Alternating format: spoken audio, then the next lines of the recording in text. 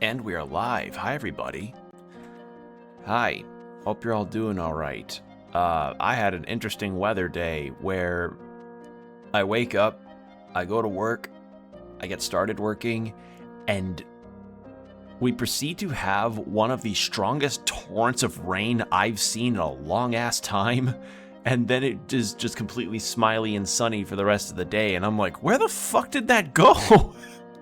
It was so weird. Like, from the hours of like 8 or so to maybe 10. It was just so much of a torrent of rain that you couldn't even look out. Like, I couldn't see shit outside when I looked out the window. It was wild. And then, like, after 10, maybe closer to noon, it just gets to be normal and sunny. And I'm like, what the fuck happened? Like, it was so bad there were tornado warnings. What a weird fucking weather day. But yeah, other than that, things have been normal. I took care of some appointments and errands that I had around to do, filling my car and then getting some appointment stuff done, and then I treated myself to a pulled pork quesadilla that had pickled veggies in it, and that was really good. And I also had a fry pie, which I'm trying to make those as occasional as possible because those fuckers are scary good. And yeah, so besides that, we are continuing with our journey through Esoteric Ebb. So last we left off, we had gone through to day 4, and we learned some more information regarding the Free Striders as well as some of the other parties involved with the tea shop.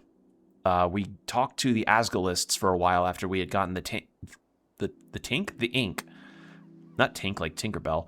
The ink for the copper press that they were wanting to print for their newspaper. And we resolved an argument between Alphaz and Modissa because Modissa wanted to post stuff that was going to call for revolution, because, yes, a revolution is necessary. And Alphaz was like, no, we can't just call for people to go into the streets and start, rioting. Well, can't, like, cause revolutions out in the streets like that. And we sided with Modissa, and Alphaz came along with for the ride on that at the end. And we also rizzed up an angel. So we have a date with an angel, like an actual angel that, according to what she had said, like, despite being an angel, is not really involved with the Golden Horde at all, which is an interesting deal. So yeah, we have done all that. Mr. Cityman, you see a throng of dwarves shuffling around inside the tiny... Why does it keep... Welcome to the... This literally is the exact... Huh?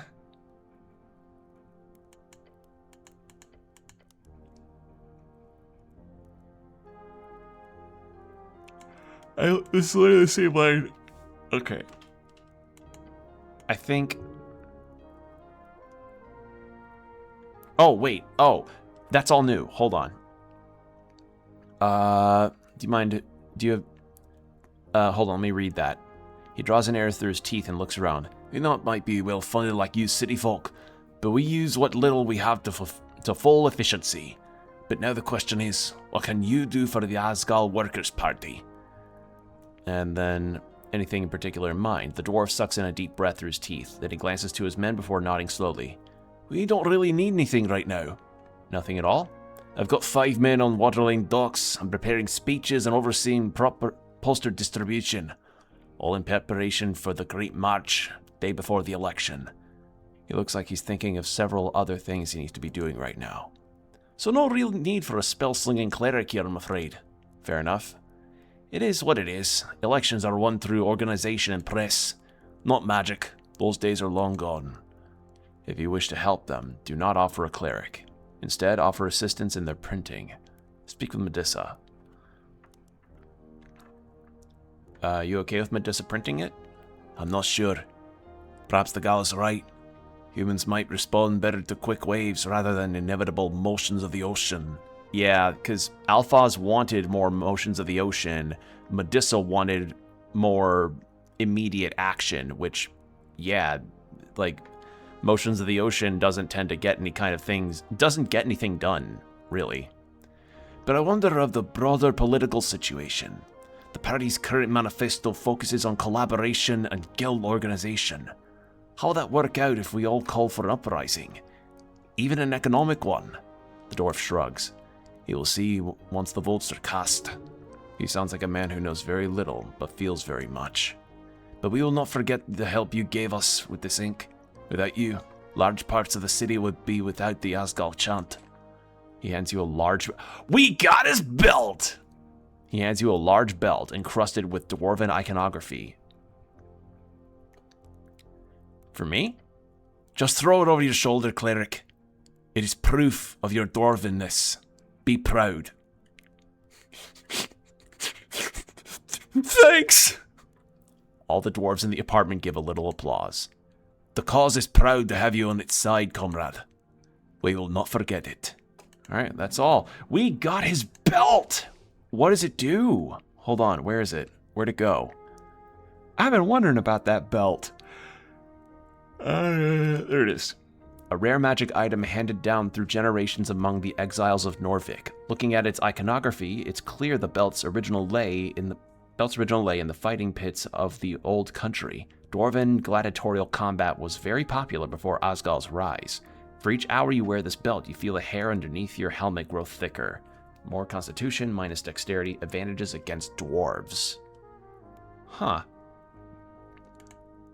I'm guessing it's the kind of thing you wear... Accessory? Yeah, it is.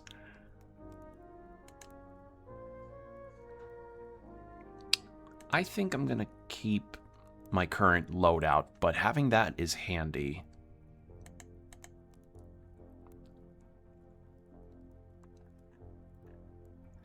And I still am missing the 5th rat to give to Kraid. So that's gonna have to wait till later.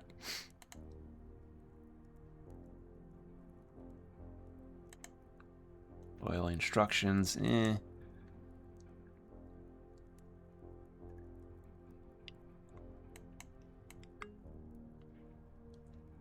And I want to go into the city below if we can help it, so...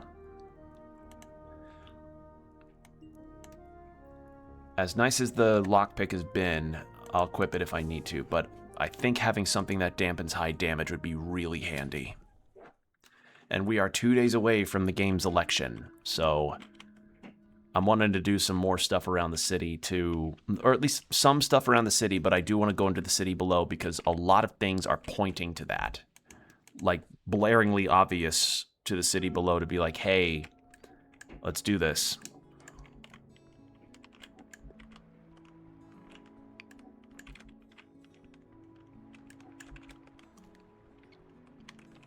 All right.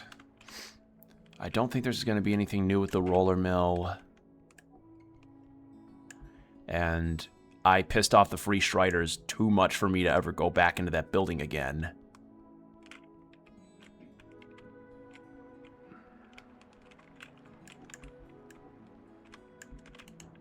And you know, I still have not met the mermaid guy that the kiosk kid works for. I've not been able to find him at all. I don't know where I'm supposed to look for him. Climb the ladder.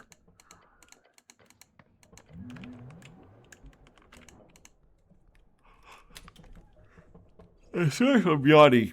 It's just warm. Sudden humid warm day makes me sleepy. Alright, see if I can ask him where his boss is, because I have yet to talk to him.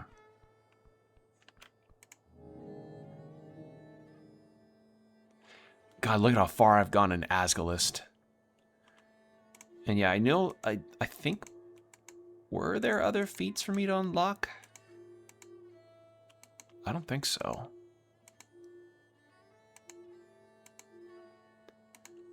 Ooh, this one, Copper Press Fever.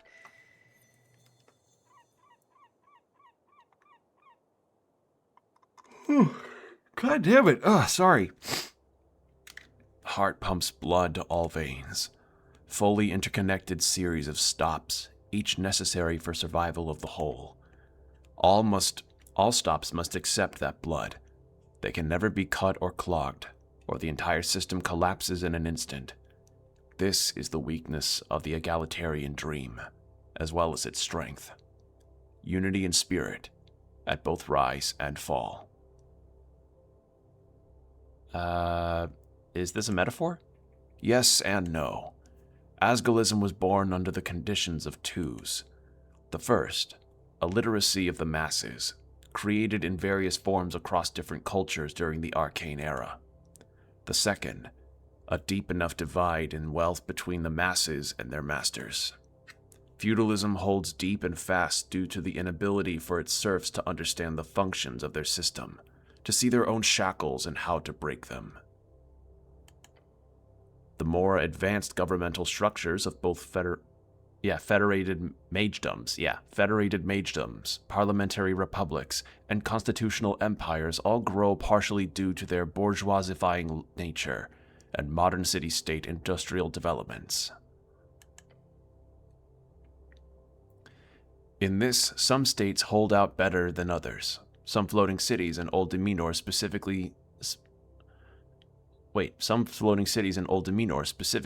that of the Shadow Lord, would grant access to magical food to all the lower classes. Others would offer free education for all children, no matter their birth, in order to find those gifted in the art of the esoteric. Actions like these, along with the steadily rising quality of life, prolonged the spread of working-class resentment. However, Roikfall? Yeah, I think Roikfall. Roikfall Empire had no such luck. The kingly line had sat on the forged throne for hundreds of years. Their monarchical? I've never seen that word. Monarchical. Their monarchical autocratic ways were roughly burrowed into every cavern and fungus farm, and their population. Roikfall, the legendary dwarven family who ruled before and after the AFF. Today, their leader, Ketil Roikfalsson, holds the Forge Throne and has managed to somehow keep the Federated Union of Halls intact. AFF, the Asgal Fulkheim Forge, the dwarves' old Asgal underground empire. Asgal Fulkheim Forge, the name of the official undercoast state ruled by Asgal Ashmask and his Asgalists until his untimely fading. Through developments of the Arcane Era, trickling down through the cracks of the earth, the already massive dwarven populace exploded. Within a generation, it doubled. Approximately 30 million dwarves lived in the Empire by 440 AE, the vast majority of them living in absolute poverty. Starvation was rampant in times of rot and conflict. Heavy taxation mixed with little to no protection from monsters or raids meant that life for the serfs was hard and rough.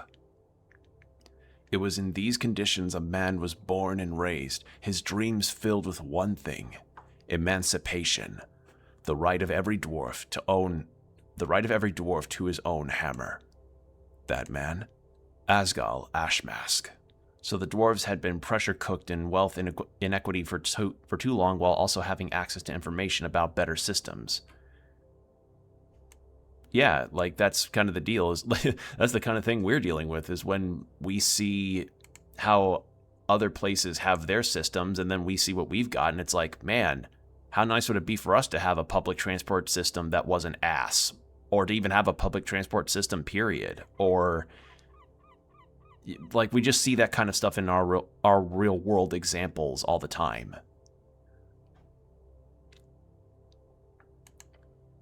And it had been spoken of for decades. What Asgal did was gain access to books by banned dwarven scholars, gnomish thinkers, Anuran philosophers, all pointing him towards his own brand of a radical egalitarian ideology. Asgalism exploded with Asgal and his revolution, yes, but it was born as early as the Divine Era.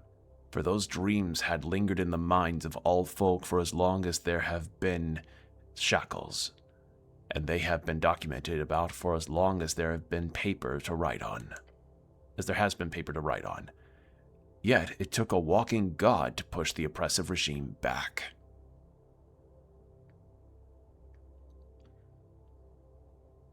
Asgal wasn't a god, he was a man. Asgal was a man, blessed by a divine force. He was no god, yet it is true, despite what many say, that he used great esoteric power and strength to lead his revolution. A violent revolution. Understandable, the Empire probably had a ton of wizards and magical forces, just like the Arcanists during that era. The Coast War was underway, after all. Esoteric reality begets esoteric means. Many dwarves died during the initial fighting. Many more died during the first years of the AFF. How many exactly? Millions. How many millions? The exact number is hard to tell. This is a point of contention for you and many others. Asgalism had a slow start. The dwarves quickly pulled out of the Coast War, leaving VK behind. But with that, many dwarves were put back into the workforce and reunited with their families after decades of war. Economically, they were unable to manage such a sprawling set of states directly, but the fungus farms and vast cavern valleys were handed to the people who worked on those lands, instead of the greedy nobles who once lorded over them all. Asgal took steps in the right direction, even as all the forces in the world pushed against him.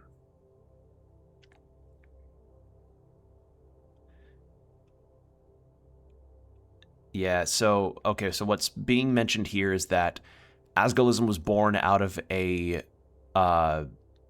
really horrible tyrannical system that had oppressed dwarves in the Undercoast for so long and had horrible inequities that led to the point of a violent revolution that saw the powers that be unseated, and the people that actually knew the work, knew the economy, and knew the products that were needed and distributed out. But unfortunately, the war had casualties, as wars usually do. No matter what, wars will have a cost. And no, I'm not going to say the monarchies would have modernized it. Fuck no. They don't, no. They don't give a shit. It was worth it.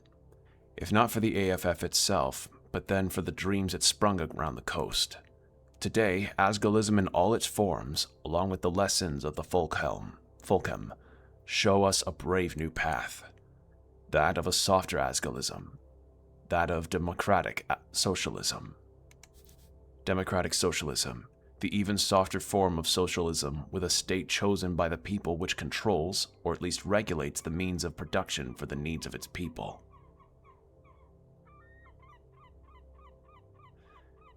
So what, no bloody revolution, a good compromise just as bad as pure Asgalism, but with a dangerous allure of normalcy. Because I'm getting what's being put down here is that democratic socialism, to have things to have the state still control and regulate stuff out to the populace. It's just the problem is you still put that kind of power to the state, it can potentially lead to corruption. So what, no bloody revolution? We have had enough of those. The argument against social democracy in Asgal circles is simple, however. It does not do enough. The forces of capital easily consume and co-opt the socialist goals.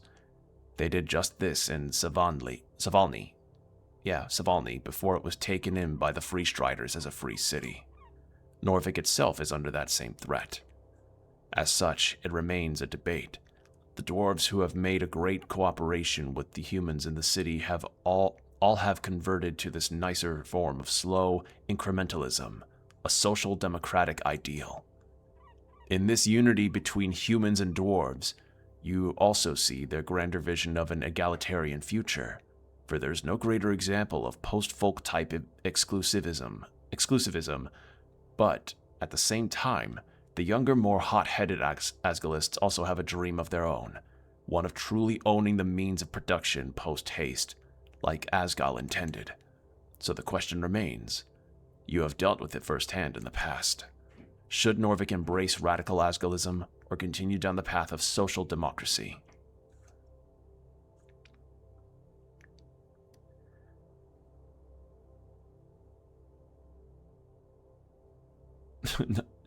Okay, so we need radical change of the Free Striders or win. We need incrementalism, else humans will reject Asgalism for good. We need to avoid Asgalism as much as possible, if nothing else to avoid relieving the starvation of the Folkhelm, which I'm guessing is the Norvik route. We need someone to lead us forward, on one supreme leader, someone like Asgal, but more magocratic, so your intelligence stat. We need to argue amongst ourselves for another dance or so before we're able to do anything productive. I think that is the apolitical, or that's apolitical. I think that's con. We need radical change, genuinely. Like, no social changes were done by being nice. Think what you will, say what you can, but the Asgalists have at the very least mastered the modern pathways of communication. The copper press. Those mad Asgalists are utilizing it just as they should, to influence the minds of the populace. During better times, the Arcanists would do as such in more direct ways, of course, but the irony of that is lost upon these poor fools. If anything, you can learn something from watching their mass media propaganda in motion. Sharing of ideas is very different from mind control. You would think that. However, in statistical analysis, the difference is all the smaller than one would assume. The printing of ideas is the second step towards emancipation, the realization of a better world. They are enduring. Cast out from below, exiled from their homeland, spread across the land, above and beneath. Like agrarians, they seed the earth, growing. A weed or a fertile wheat, you do not know. That is the Asgalian endurance. A weed, surely. As such, the land requires a proper cleansing at some point. Not a weed, a fungus, feeding a family of 16 dwarvelings, all hungry from working the fields, and if they do not have enough to feed themselves, their neighbors will share what they have. That is the dream. That is the communal spirit of Asgalism. Tell me more about mass media propaganda. Change their mind. If you are not allowed to do it esoterically, then do it via the written word. Alters ability score modifiers on texts. Positive modifiers get... Okay. Human dwarf unity. Together, we are strong. A social, communal, Asgalism utopia. It can be built. While you're at full health, whenever you take damage, those dice rolls will be... Ooh! Tell me more about Asgalian endurance. Ideas are infectious. They live on. For every 3 hours being spent, you lose 1 level of exhaustion. Okay, but we aren't really facing exhaustion that much unless I get death saves. I'm ready to settle this debate. There is no bad choice. Be what you will. Human dwarf unity. It shall continue, ever on. In a society in which folk type is only a suggestion and not a barrier of any kind. Stop thinking about Asgalism for now. Interesting, so that's the Asgal history. Alright, Arn. About the owner of this kiosk. Thalasos? Can I speak with him? I guess. He's not very talkative, but he usually fishes behind the kiosk in the afternoons. Okay. Behind the kiosk in his afternoons. So how the fuck do I find him?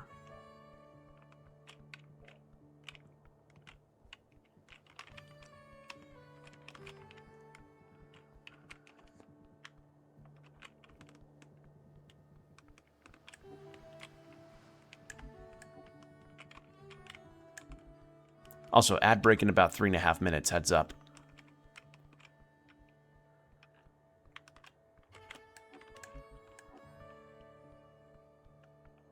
Oh.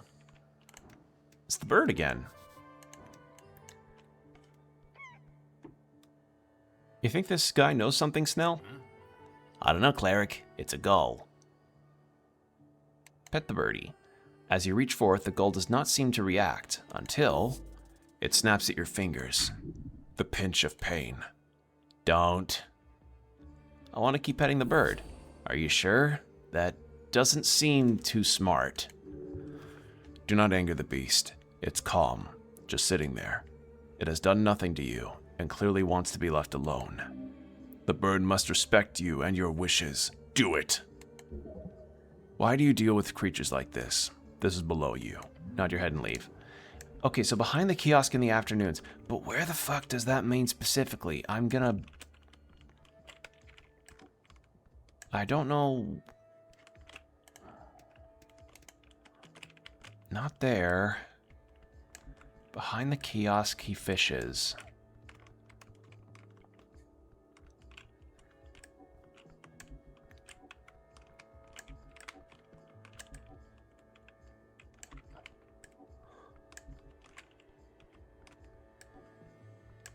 Huh? What's this? Oh, I could go behind there. Oh! Huh. This walkway does not follow the Safety Council standards of 22. This takes guts. Okay. I did not realize I could climb up this.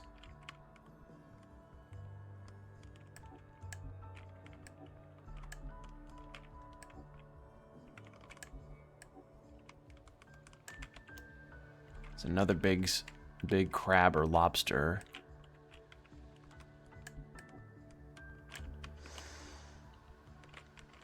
Where do I find this guy?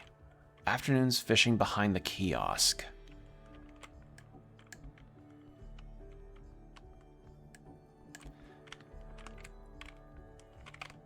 Because I'm missing out on some kind of potential interaction here. I just know it.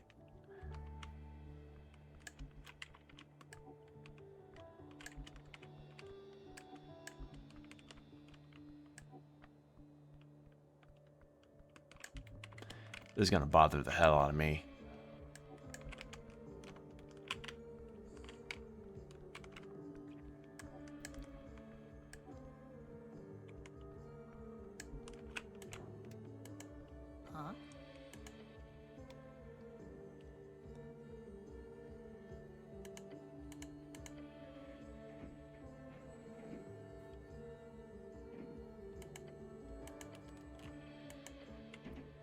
Usually fishes behind the kiosk in the afternoons. That's his only break from work. All right, we'll figure this out after the ad break. So 3 minutes, then an hour of no pre-rolls. So hydrate, stretch, do whatever you need to do, and we'll be right back. And we're back. Thank you for your patience. All right, I think we're just going to, fuck it, go to the city below. Because honestly, behind the kiosk could mean here, except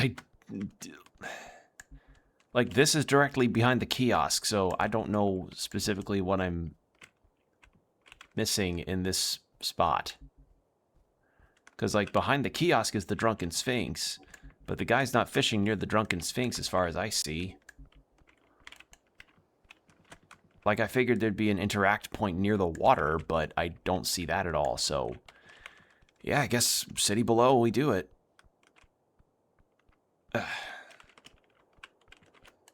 So yeah, today all I really did was that I got to the chiropractor and got stretched out some more, and the guy that's working on me is doing a pretty thorough job in making sure that my back and neck are recovering. He's just kind of stretching the spot where I'm out of sorts, you know?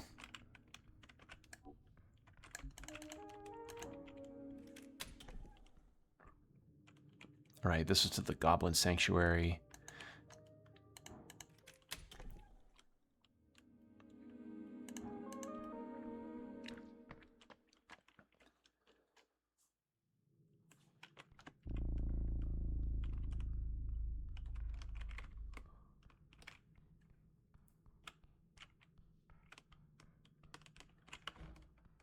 And I think it was down this way. Oh, hey. She's right, yeah.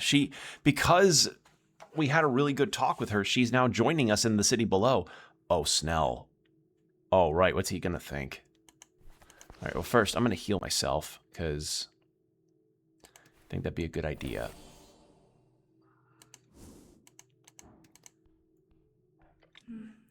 The porcelain specter hangs delicately in the air before the pillar. Her face is lit up by the dungeon glow. Cleric? Snell? Yo. The goblin shoots her a finger gun before quickly retracting it and taking a step back. He finds her horrifying. Hello, Atir? Her halo spins slightly off her head, its eyes gazing up and below. It changes. Miasto glebin. It is in constant flux. Like, right now? Day by day, little by little, what remains constant is the tamed quarters, the halls people wander. The Coin Lord wishes this to be apartments one day. He wishes to tame it all, the city below. He won't be able to, too many monsters. Yes, the Pest Control Guild is busy as is. I patrol the halls at intervals. The Tolstad tunnels are well kept due to Lady Sageleaf. Damn straight. He looks proud.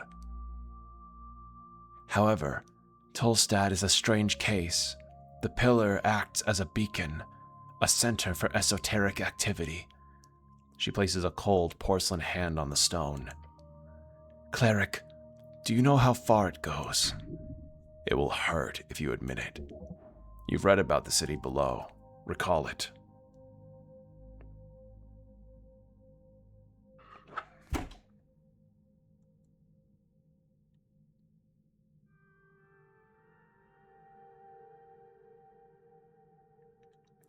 Sorry, I just got a text from my Pathfinder group. We are not having a session this weekend.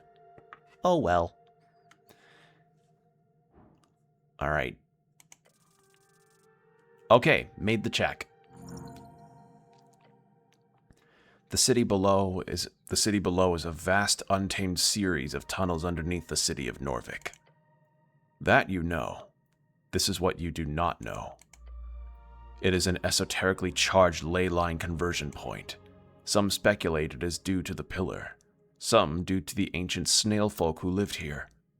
But in the regions where people do not wander en masse, they quickly attract and form esoteric pockets. It is, for all intents and inclinations, as prone to esotericism as the lands close to the endless wastes far inland. Yet, for whatever reason, this effect stabilizes once people come around. It is not understood why. Cleric? Okay, so it's like esoteric magic left without anybody to perceive it acts incredibly wildly and unpredictably, but then when people are around it stabilizes to, I guess, the wants and needs of those that are around it. Interesting. Hold on, I'm thinking. The angel glares at you with a few dozen eyes. What was the question again? Right, the depth of the pillar. The Pillar of Jor is an esoteric relic, its secrets still not unraveled. The 8 or 4 pillars present around the coast each go far down through the gravity flip, piercing the undersea coast. Cleric. Simply tell her it goes down, through the earth, and exists on the other side of the coast, in Kargamesh. It goes to Kargamesh. She is silent for a beat. Yes, that is correct. See? The Pillar of Jor goes into the earth, by the undercoast path. That is the deepest you may travel, before entering the gravity flip. I have explored it in pieces, but it is a dangerous place. I must go there. It's important for the investigation. She nods. I believe that to be the case as well. There are reports of a man in yellow delving past this point. The same man in yellow who was reported at the tea shop incident. I really need to get down there and check it out. She nods again. Her red cape flutters as the angel begins to float around over the abyss. We will meet below. the angel begins to descend into the far, far below. A tier will join your party below, but only if you do not go down there solo. I think I've told you this before, but she freaks me out. She's not so bad. We need help, Snell. She's help. Yeah, that's fair enough. The goblin gives a skeptical glance down below. You will find her below the below. Yeah, we need her help, and she's all right. Granted, she is a part of a system, like she is bound pretty much to a system that is really not doing the best work. She's bound by the Coin Lord. So, yeah. Like, I also would want to flirt with the Sphinx if I can help it. I defeated a roper in the South Caves. A roper. That is a ferocious beast. They do not come this far up very often. Well done, human. Alright, I'm not going to cast Charm Person on her. There's not any need to. But yeah, I can understand Snell's freaked out a bit because angels can be scary. They're down here? The fuck? This is the Golden Horde guy that I told to fuck off when I went to the Free Strider place. Lighting up the passage like a miniature sun, you see the Golden Horde ambassador. How lucky you to have run into you here again, cleric, for I have a message for you. Its light flutters. And you too, Snell. Yeah, hey, your companion says at a very comfortable distance. Your outburst during our previous meeting was an interesting message to convey west. Thus, I can assure you once again, the Golden Horde are not interested in further communication. Same, honestly. The ambassador eerily begins to float away towards one of the many pits of the southern caverns, the radiant light leaving along with any traces of light. Good talk. Yeah, so the Golden Horde were going to team up with the Free Striders, and that was because the Horde was going to benefit the Free Striders in terms of all of the stuff that they were going to put forward for their capitalist benefits, and also for the Free Striders to then give up more of the halflings that they subjugated. You approach the shrine. Is that from the ceiling to the lunar mind? Absolutely not the sun. Okay, so that does not work still.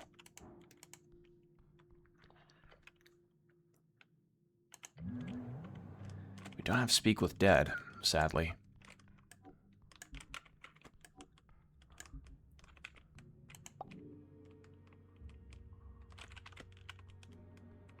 Just avoid. Just avoid.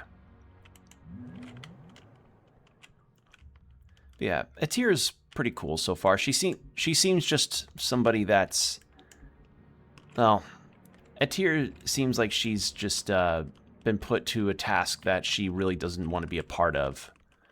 Like being in Norvik and being at the behest of Darrow.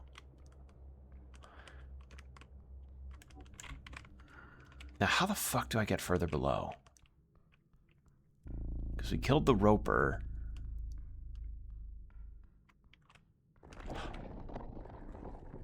Who the fuck was that? Oh. Seemingly out of the air itself, a masked figure appears. Master, bad vibe behind. The intimidating shadow stands ready to strike with dagger in hand. Ah, shit. Not this again. I also do not like this situation. His eyes fall on the dagger and he immediately reaches for his sling. Oh, it's happening. Let's go. 9. Fuck. You can hear precise, controlled breathing from beyond their esoteric mask. This is it. They are ready to kill. The masked one holds up the dagger, quicker than you are able to react. The masked figure's head tilts at you suddenly. A flick of the wrist, a quick motion with the hands, and dark energy surrounds you. But only in your mind. A hex! You will take a constant damage from this. Typical warlock spell.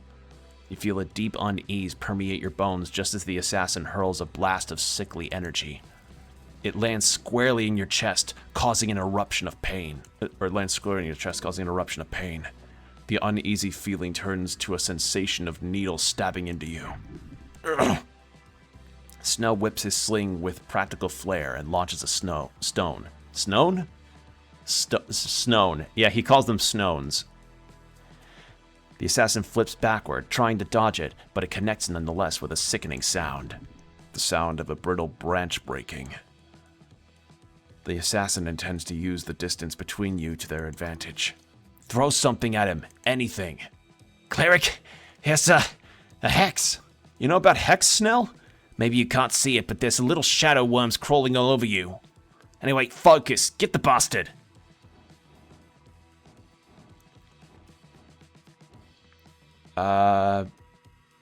Best bet is the con.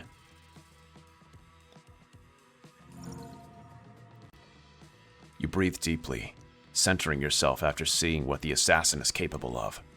The breath comes easily, fluidly, and deeply, filling your body with calm. You are prepared for struggle. Playtime's over. You will not allow some filthy sneak to kill you. You are in danger. The masked one again lifts their hand, shooting a viridescent blast. You endure the pain as best as you can.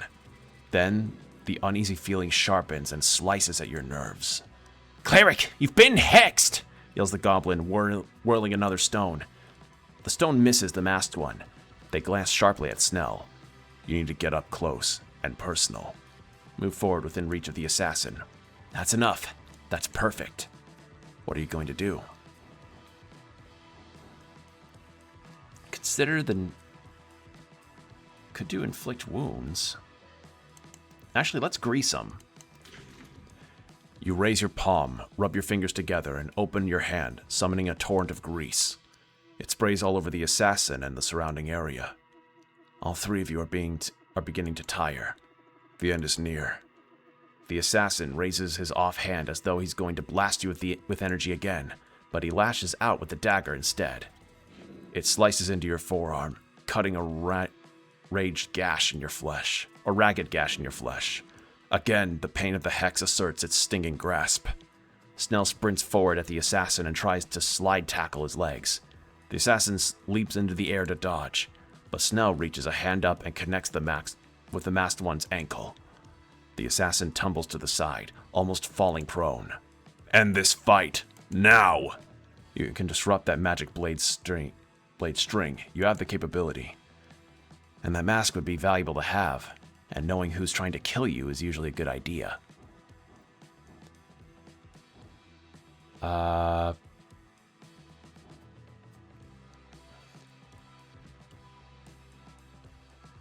do this.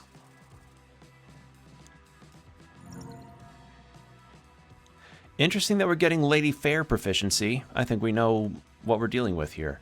You faint low. Then you reach out suddenly with both hands and connect with the mask. You give it a yank, and it peels away from the assassin's face. It tumbles to the ground. No! You see the assassin's face for a moment. His face? Her face? Why are you doing this? Hey, what the hell's? She scowls and says, "Fuck you!" Then, in an instant, the mask is returned onto her face, like a materializing mist. What? This poor child. You hear a crunching sound from the assassin's mouth, and suddenly she shrinks into a tenth of her size. Bastard bit down on something. A reduced spell. The pipe! She's going into the pipe! Try to catch her. You reach, but your body fails you. The tiny little assassin hops into the pipe. Stare in shock. You feel disappointment. Fear for the future. General confusion, really. Look. Snell points towards the stairs behind you. They go down. Far down. The assassin got away. Yeah. The goblin doesn't look too good himself as he returns the sling back to his back pouch. Look, we can either head back upstairs or we can continue down. But whatever that bastard didn't want us to see down there, we now have an open path. Right, we should keep going. Well, that's not really... I meant we can go take a rest, then come back here later. The dungeon ain't gonna shift right away, but... You take the lead. I'll be right behind, okay? The mystery of this strange assassin continues. You have a distinct feeling you will have to face that mask again, and the one behind it. A woman is hunting you. A young one at that. A hag, perhaps? No, that would be far too expedient. All the clues point towards a very simple answer. You are dealing with a renegade warlock, and you are heading straight towards her master's lair. Time for truth to be unveiled. All right. Well, we can take a short rest, can't we?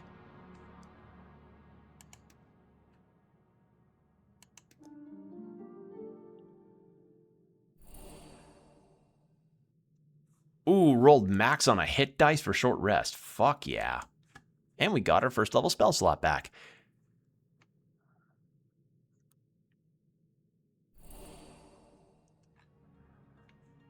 Alright, with that done, how about we go ahead and heal ourselves up?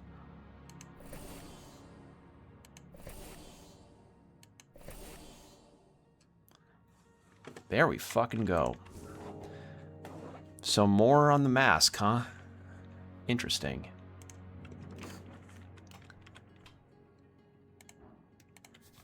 Far, far down. You find yourself walking out into the mist. A teal, ethereal veil spread thin across a basinless wonder. The Undercoast Path. Mushrooms, your companion mutters to himself. Let's not stay down here for longer than we have to. As you stand there, something appears through that veil. A porcelain specter. The shards of her broken wing gently flutter in the damp chasm winds as she descends from above. It is vast, the center line of this realm. Hello again, Atir. Cleric. The angel spins around in the air and places a hand on her sword. Nishaz boski virshi poniosa naza we pray. The upper hollow ridge shall be explored. Let us delve, cleric. Atir is joined as a companion. She will follow you while you explore the Undercoast Path and beyond. Bow your head in respect. Yippee. She is progenitor. Do you have any info about this place? Yes, cleric. She points towards the east. Beyond the pillar lies a complex Tulinkatl origin. It has a wicked aura. Then she points to the west. Down the path, there is an esoteric pocket of the biome kind. How strong are you in a fight? Can we handle anything we find down here? No, cleric. The beasts of this ridge are not so easily vanquished, not even by me. I am no cherub, nor can I match even a young dragon in combat. For my flames are small, and my strength is equal only to that of the greatest of mortal fighters. Though I am practiced with the blade, with it, you may consider me a creditable asset in battle. She is strong, stronger than you, but not so powerful to be boring. Good. Darn, could have used her to clear the path otherwise. So in short, be careful still, or you'll get eaten by something before she can save you. This angel holds in her an incredible force. However, she is not a spellcaster. As such, she is in relative terms no match for your true potential. We have an angel protecting us now, Snell. Yeah, super. Insincere. He gives a thumbs up. I'm noticing you're not actually happy about this, Snell. I'm fine, just... The telepathic voice enters your mind. Snell, I have worked with goblins previously. Your kind are hardy and industrious. That's the word. Your kind are hardy and industrious. This will be a fruitful cooperation. He rubs his temples. Sounds great.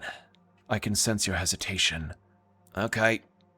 He shrugs. Look, I've nothing against you, but you fear the radiant fires, as you should. Look at a tear, then Snell. I should fear it, should I? I should fear it, should I? That's the way it should be read. Snell stares at the floating woman. I lived on the slopes. The flames of the higher beings scorched us all. She raises a hand and summons, first, a spark. A bulbous globe of glowing light spawns from its center, about the size of an apple, covered in pulsating flames. You must squint to not be blinded. The goblin takes a step back. It is the fire that burns evil, that which cannot die, that which clings to selfish intent and horrid machinations. It's here. She clenches her fist. The fire is, in an instant, put out. I fear the flame too, goblin. It has burned me many times. The memory follows me whenever I wield it. She bows her head to your short green companion. I apologize for causing you fear, but I swear to you, I throw celestial fire only when absolute necessity arises. For it is a power most foul. Oh, so she doesn't really like her divine powers that much. She's scared of them. Stare at the angel. He clicks his tongue. Some sweat rolls down his brow. I believe you. It's cool. He struggles to find words. I apologize for the theatrics, but you must know how well I agree with your thoughts. You are wise, Snell. And my flames, while dangerous, are not mastered by me innately. You need not fear. The goblin takes a deep breath. Got it. I'm happy you're here. Good. Now let us serve well. He folds his arms and looks out into the mist. Yeah, let's do it. So you're just coming with us now? I am, cleric. Here on the Undercoast, at least. Why not upstairs, too? I have business to attend to, if you are to roam the city. Okay, let's head out.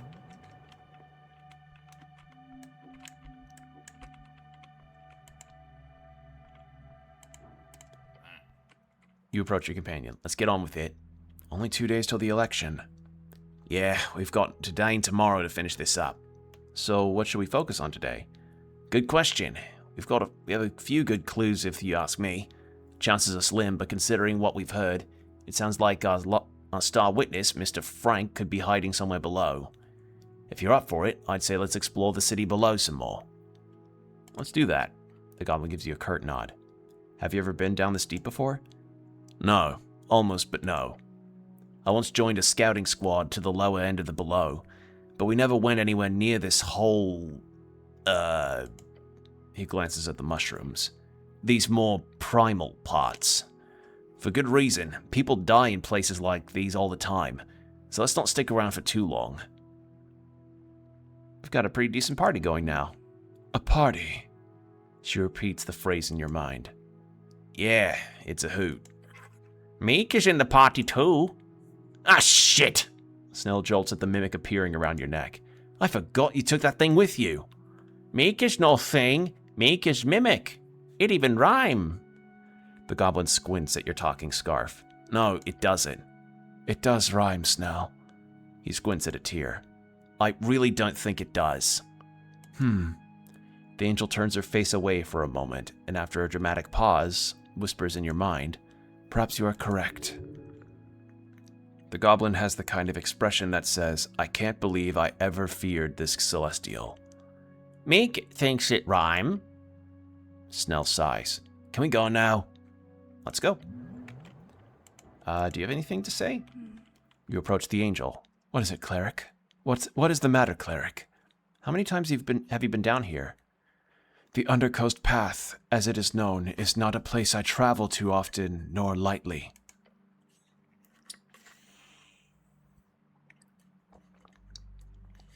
It is close to the gravity flip, thus filled with the horrors of the Undercoast. We must be vigilant. Even my might is challenged by this place. Meek says same. This is where big monster come from. Where are we heading, do you think? On the other side of the forked river, by the base of the pillar. There we will find the old prison of the Tulinkatl, There you will find answers. I know you're not helping out on behalf of Darrow, so why then? I assumed my intentions were clear, Cleric. I am here to help. Out of the goodness of your heart? Partly. I am interested in your methods. I see your survival of these dungeon grounds as a positive. Positive for the city? Indirectly, yes. What I want is, I want. Her voice stops for a moment. Then she says, I want to learn something about humanity. My intuition tells me this path could lead me to such a case. Interesting. Indeed. We will see if my assistance will be in any way revelatory. Her help is sorely needed. Etir does not truly know why she is here. You might learn it in time, alongside her. Be kind to her. Can you heal me? No, Cleric. I do not prepare any healing magic on my outings. Why? I do not travel in a party regularly. I do not require any type of physical healing during my regular duty. I do require a focus of offensive magic. Thus, I do not prepare any healing.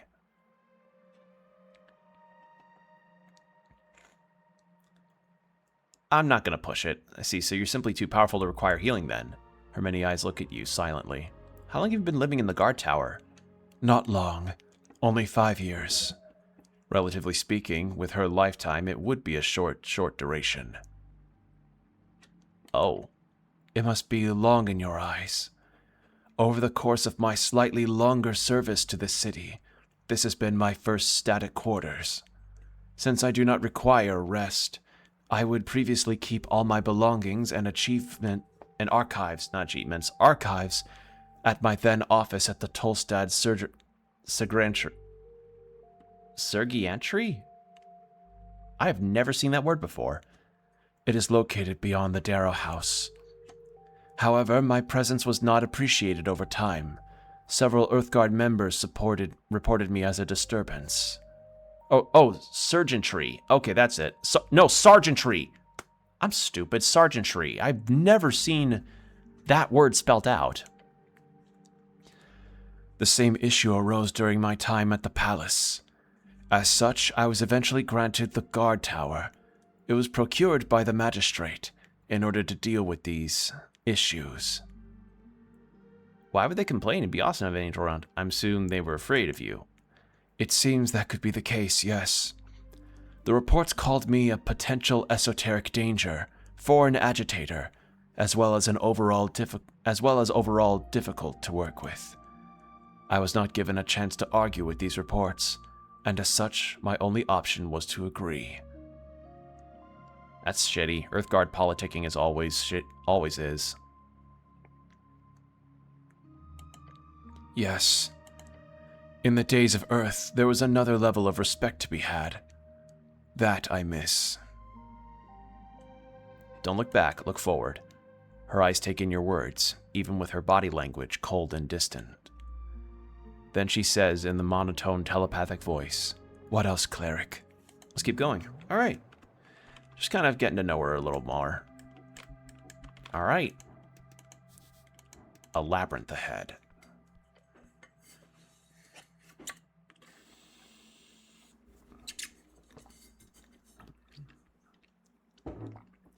You stand before an entrance. Beyond you see dark tunnels, winding passages, a forlorn chamber connecting them all. Seems like one of those paths could lead down. This is correct. The only way to safely get down is to head through here. Enter the chamber. You step inside. The musky air invades the holes in your helm. The air is thick with pollen, fungus. Every breath you take is mostly damp fungus. Let's not linger here, okay? This is exactly the type of place where poor clerics get gutted by Ankhegs, Grix, or... what are those land sharks called again? Boulette. Yeah, one of those. Alright, which way, cleric? I thought you'd tell me. Do you want me to choose? I've been running behind you all this time for the explicit, very explicit reason that I assumed you literally would not follow me if I walked in any other direction. Oh, I didn't realize. I'm sure you didn't. Now, pick a direction. Go through the... Okay. I think the fallen hallways might be a bad idea. So evens, rough caverns, odds through the tunnels above. All right, natural 20, so rough caverns it is. The path slopes downward sharply, too sharply. Rough stone walls, slick with moisture and fungal growth. This looks steep. Start climbing instinctively. Maybe we shouldn't... But you're already descending. The angle increases. Your feet struggle for purchase. This was a mistake. You're essentially climbing now. The stone is damp. Your gauntlets slip. A tear floats carefully next to you as you descend. Hold on tight. Literally near impossible to fail that. Muscle and will. That's all you have. All you are. You grip the stone, finding holds where there seem to be none. Slowly, carefully, you make your way down. One step at a time. Your feet find solid ground at last. You emerge into a chamber unlike any you've seen. The walls are covered in thick, luminescent fungus. It glows with an eerie blue-green light. Bioluminescence. But that's not what captures your attention. There, on the far wall, is a mural. Look at the imagery. Massive, ancient, overgrown with glowing fungus. You can still make out the image. The Hirewolf whale, a creature of legend. The mural seems to pulse. Cleric? Is it just me, or is that thing looking at us? He's right. The whale's eyes seem to track your movements. Step closer. You approach the whale. Trickery of the Tulin. Focus, cleric. The air grows thick, heavy.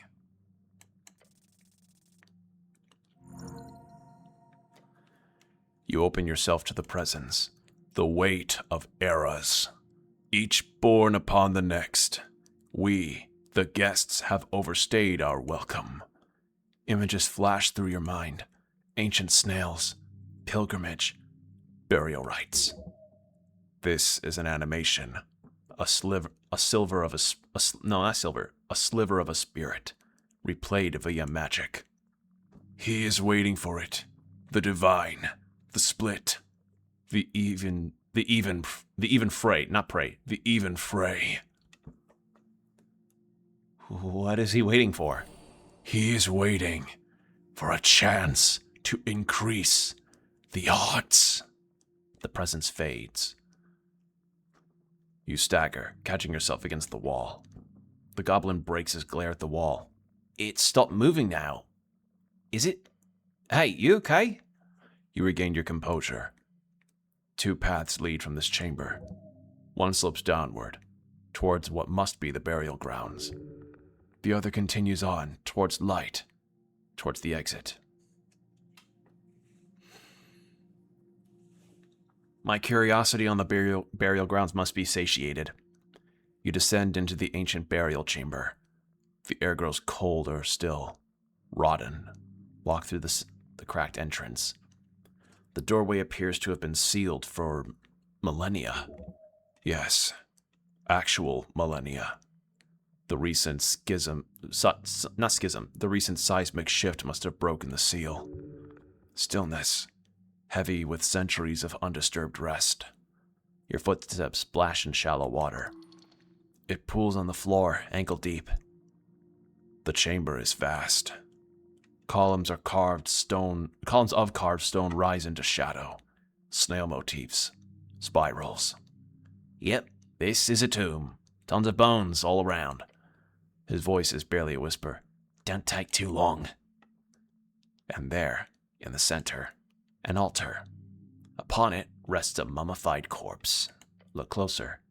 Not human. A snail. A giant snail. Careful. Its shell is crystallized, preserved.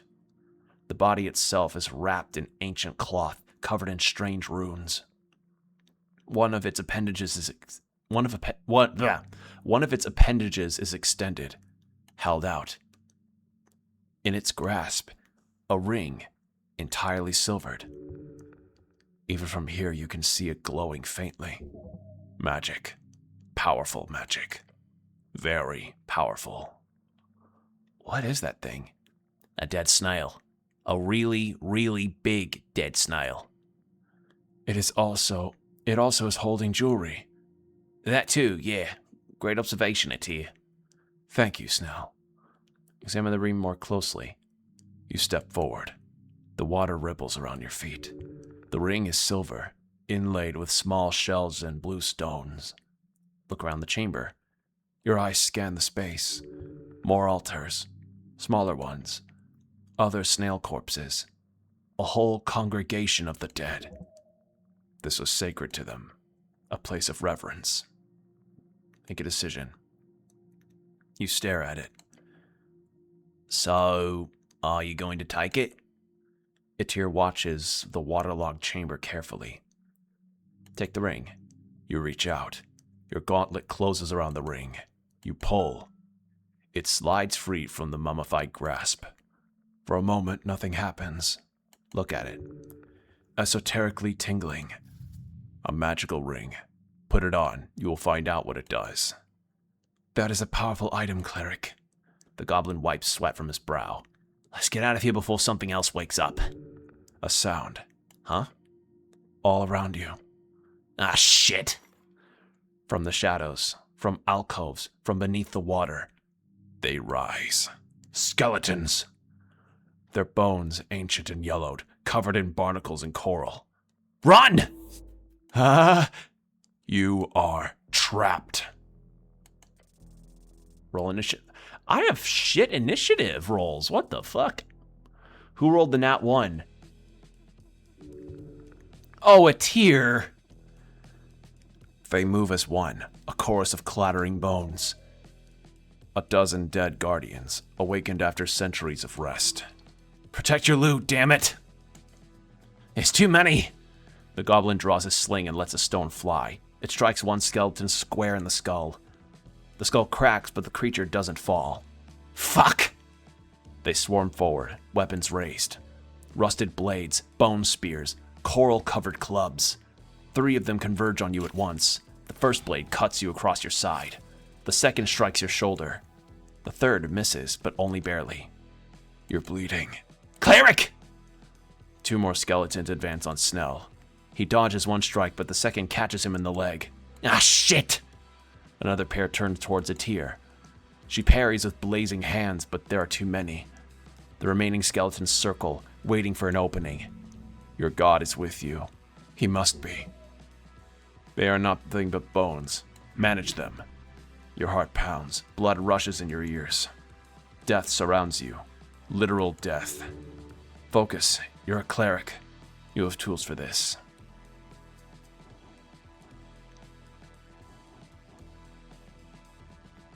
Look for a pattern in their movements. There we go. There! They move together, coordinated. If you can disrupt one, the others will falter. Obviously. Target the one at the center. The middle one! Pointed out to Snell. Got it! Snell's next shot goes off and strikes true. The central skeleton's spine shatters. As it falls, the others hesitate, confused. Their coordination broken. Yes! You hear him yell, a fighting chance born in his voice. The angel moves with grace, her wings spread wide. Radiant flames gather in her palms. Stand back. She releases the holy fire in a brilliant arch. It washes over the 3 skeletons at once. They shriek and burn, but their bones hold together. Scorched, blackened, but still moving. They resist. Her voice carries concern. You're still surrounded, but the tide might be churning. Snell's wounded. You are wounded. But they are undead. They do not tire. You do. This is too much, even with an angel at your side. There are too many of them. I've got an idea. The goblin rushes forward, sliding between skeletal legs.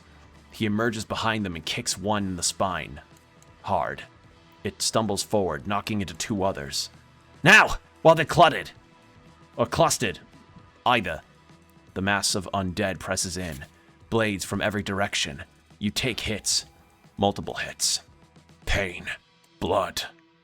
Etir deflects 2 strikes meant for you with her burning hands, but she takes a blow to her side in the process. Even divine beings can bleed. Hang on! One more push. You can end this. Your arms are heavy. Your breath comes in gasps. You need to end this or run. Think. Use your esoteric might. Think fast.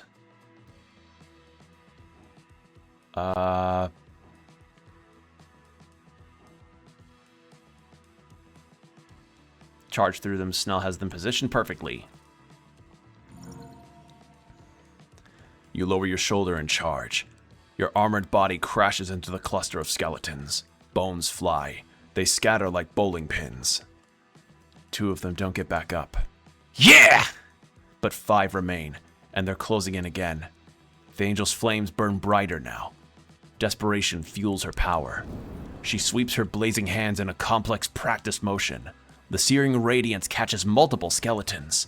They stumble, burn, but do not fall. Too many opponents at once. She's breathing hard now. Even angels have limits. We must retreat. Run! The angel's voice cuts through the chaos. She's right. You all know it. This is unwinnable. Fall back! Now! You turn and sprint for the exit. The skeletons give chase, their weapons clattering. But you're faster. Etir brings up the rear, her flames creating a wall of radiant fire behind you. It doesn't stop them, but it slows them. Run past the threshold. You burst from the burial chamber into the passage beyond. Your lungs burn, your wounds scream, but you're alive. The skeletons reach the threshold and stop. They stand at the entrance, weapons raised, but do not pursue further. Bound to their tomb. Guardians that cannot leave their post. Keep moving! The goblin limps beside you, clutching his leg. Etir's glow has dimmed. Even she looks exhausted. You survived. Barely. Are you alright, Snell? I'll live. Probably. You? I've been better. Haven't we all? Thank you, Etir. Thank you, Etir. You are welcome. It has been a long time since I met so many in battle at once. It was thrilling. That was intense. Whew! Yes, one would for it. Suicidal is another. Reach the exit. Your lungs burn, your body aches. But you're alive. And you make your way toward the exit. Behind you, the burial chamber returns to silence. You are emerging at the bottom of the ruins. The labyrinth delivered you safely down. Well, that was something. Nice to be alive. Good navigating. Let's go. I wish I had Prayer of Healing on me.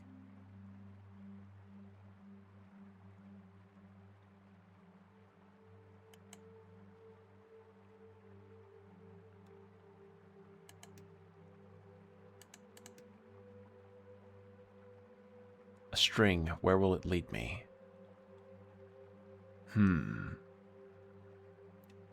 There, I see it. It says... Wheel. Alright. Awesome. Let's see what happens. Alright, cool. So we have a good chance of a good roll. But, let's see what we got. What was the ring? A compact ring crafted from ancient silver, which tingles with esoteric might. Inside the ring's oblong crown, you know there's a hidden scroll, which will become inscribed with any spell this ring stores. The ring has 5 charges. While equipped, you may expend charges to cast spells if you do not have any spell slots available. The amount of charges needed is relative to the level of spells. The ring gains 1d4 charges each rest. You have no clue how many charges are on the ring at any given time. Very confusing. Ooh. That's pretty nice. What did I just...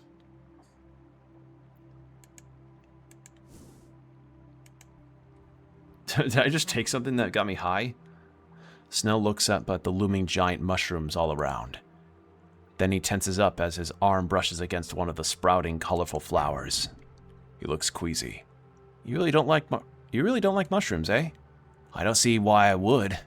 Especially these giant things. Like, come on, look at them. They look tasty to me. He gives you a disgusted look. The goblin then takes a deep breath. These damn mushrooms. He shakes his head. He's fine. I'm ready. Your angel companion gestures towards the overgrown road leading down into the mist. This is the Undercoast Path, a trail which leads to the gravity flip, and further even still. That deep, we should not travel. Let us proceed cautiously. Meek has not seen so big dungeon in forever. Reminds me of Colony. Colony was in place like this. Oh, so your colony was way, way beneath the city below then? Yes, or Meek thinks so. Old Colony had many plant, many rocks, wet too. That does describe many, many parts of the city below, but good to know. Speaking of the city below the city, Mimic, I have a question. Your scarf bunches up. Yes, big angel lady? Did this colony of yours always live in this one place, or did it ever move up into the city? Oh, Meek does not know for sure, but Meek heard Colony before Meek was in big house, in not dungeon. I see. Then I do believe your colony is the one which the city has haunted for many years. Oh yeah, I remember reading about that. The goblin nods, his head to you. You've got one hells of a celebrity cloak around your neck, cleric. You hear the textile around you shiver and shake. Some type of laughter. Onward! Meek shall keep watch. Nod and continue down. Okay. Do I want to equip that ring? Honestly, I've not really noticed a change in the massive damage dealt, so why not?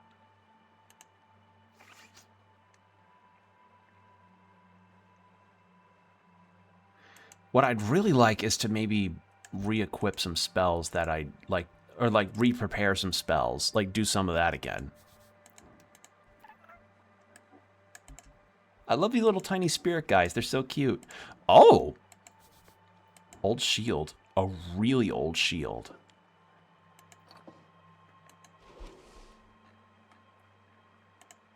A shield left by one of the predecessors of which is today Norvik. A cat-like eye is displayed on the front, and as you wield it, there's a whisper in your ears. It says something like, Osi hede regardate? Wait. Resguardarte camarada aun cuando es bien pelón.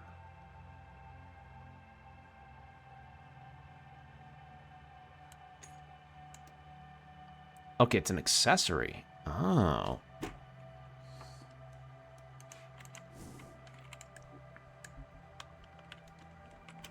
Oh, whoa, hello. Something's frozen here. The blizzard rages around you. Whoa, this is like some kind of esoteric event.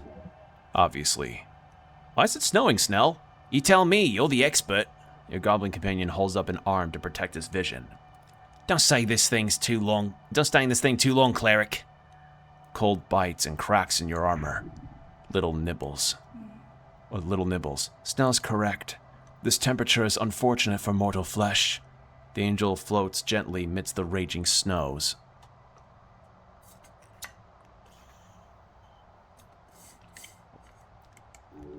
She appears unaffected by the cold.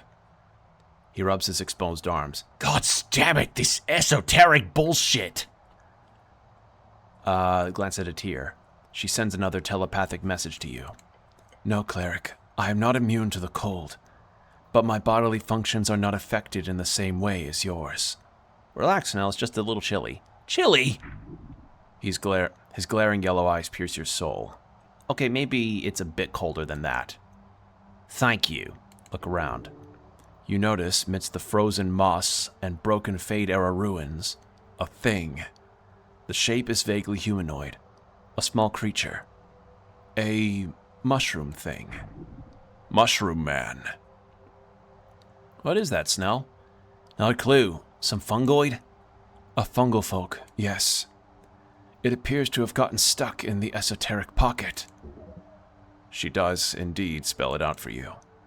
Either way, he says while shuddering, if you stick around here for any longer, I will go stand outside the freezing esoteric sphere, okay? Poke at it. It does not move, but it is solidly frozen and cold to your touch. Try to move it. You grab onto the icy surface of the thing, but you cannot. Not heavy, but stern. Also adds in 4.5 minutes. Man, it's cold in here. Frozen skin. Slowed blood flow. The goblin is glaring at you. Spend time investigating this esoteric effect despite the cold. You kneel down in the snow, taking a closer look at this central figure. Yeah, okay, sorry, the goblin mutters as he turns to leave. I'll support you in spirit from over here. Snell's correct in his assessment, cleric. But I see this esoteric pocket has caught your attention.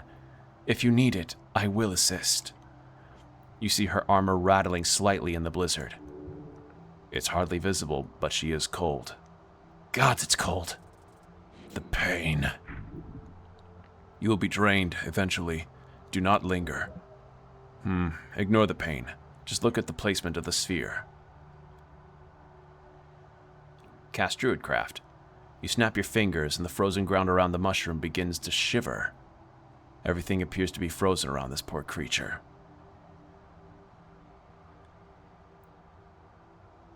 Ah, I see. Yes. The sphere is perfectly centered upon this fungal monster. You don't have to stay, Atir. Yet I remain. Her many eyes glance around the scene. You see the central position of this fungal creature. She realizes it. Alright. Druidcraft gave you a clue. Ah.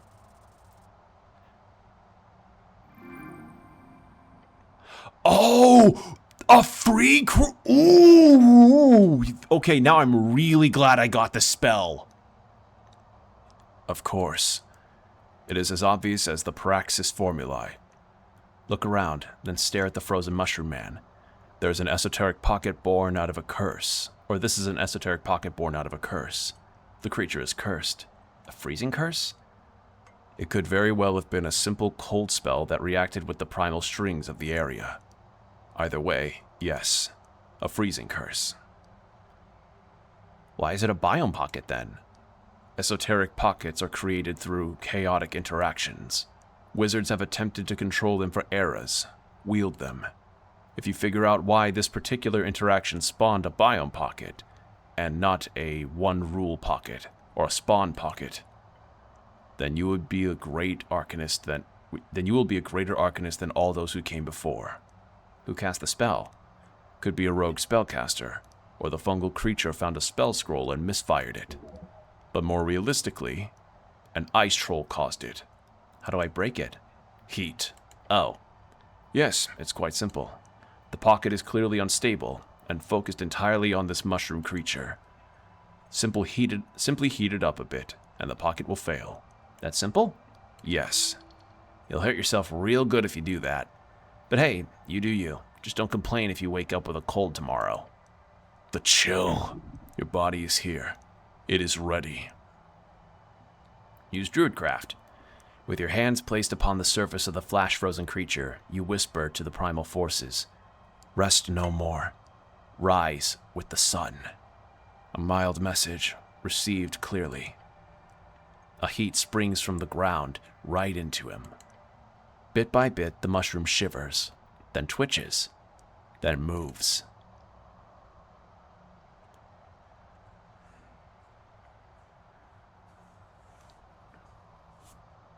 An esoteric tingle. And it's just gone. You blink and it's gone. The heat you brought to it causes the esoteric cold to cease. The blizzard suddenly stops. In the blink of an eye, as if the aggressive snowstorm was but an illusion. There it is. The end of the pocket. Well done. You've done a great service here. You have turned off the blizzard. was a bit strange to do, even for you. Oh, damn. Great job. You hear the goblin call out as he walks up to you. Oh shit, it's a mushroom. Moving mushroom. Then he moves back, way back. Also, ads are about to start, so 3 minutes of ads, hour of no pre-rolls after, so hydrate, stretch, do whatever you need to do, and we'll be right back. And we're back. All right, so I'm noticing the music change, so this character's got to be pretty significant. The angel, however, floats in closer, looking at the tiny mushroom man now shivering on the ground. Stare at the mushroom man before you. I'm assuming you're cold, yeah? The mushroom man raises his head. You see a tiny mouth underneath the cap. He shakes his head again and says, Stare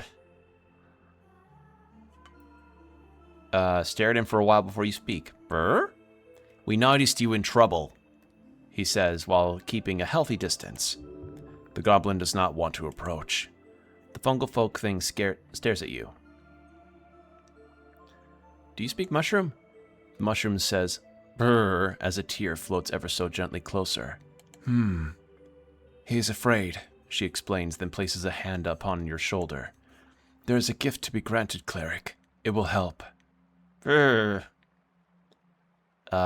Sounds great. Lay it on me. She moves back and does not say anything. Brrr. Are you able to speak normally? Brrr. That's a no then. Brrr. I should cast Comprehend Languages, right? Yes. But just see what the creature does first, in case it runs off. We? The goblin points at you. Sorry, the cleric here was the one who helped you out here. There, you happy? Brr. Oh, right, you're scared of mushrooms. I'm not scared of per se, perchance. You cannot just say perchance. I have nothing against fungal folk type people or anything like that. As he speaks, he keeps moving slightly further away. I feel like this is some type of mental aversion we need to discuss at some point, Snell. I feel not that way. I do not feel like we do. He glances at the mushroom man. You do the talking, okay? He points at the angel. You two, pull your weight and do so. And so on. The goblin twitches as he realizes he just commanded a powerful celestial to his bidding. Etira nods. She allows him to have a moment of weakness. How kind. The angel will be enough to handle this, surely. She's looking at him for a while. The frozen mushroom man looks around the still frozen grass until he finds a snow-covered bulb. He lifts it up, shaking it clean. As he does, it lights up. Brr. He gives you the tiny item. An ion stone! Ooh, those are really good. It is heavy in your hand, despite its small size. Oh my. An ion stone. How? Ah, it was in the grass. Oh shit. Oh shit! This is a very powerful magic item. Yes, the ion stone was responsible for this prolonged esoteric pocket. Though something else must have initialized it. Just nod and accept. The little mushroom man then waddles past you, walking away from the still frosty area. All right, bye. It seems to walk around the corner, into the nearby ruins. Your angel companion sends you a quick message. He said, see you around. Okay, cool. Yeah, see you around. That was a nice little moment. Cute little mushroom guy. An ancient shrine. Good enough. Oh, can I prepare my spells here? Yay! Okay. Let's redo this. We're not going to need Charm Person. This. Inflict wounds. Turn on.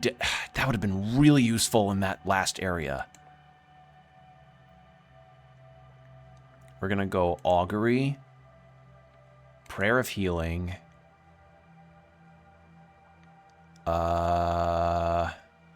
Bark Skin and Crusader's Mantle. There we go.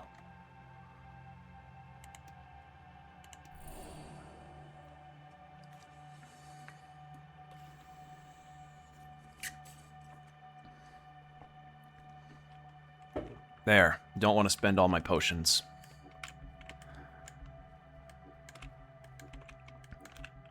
Oh, hello. What is this? Behold, this belt pouch, wet and covered in fungus. Lovely. Ooh. And I've got stuff that can restore second level spell slots. Tiny mushroom. Yoink. Actually, wait, what do you use for second level spell restoration? That's first. This is for third, right? Yeah. Bone dust, that's what it was.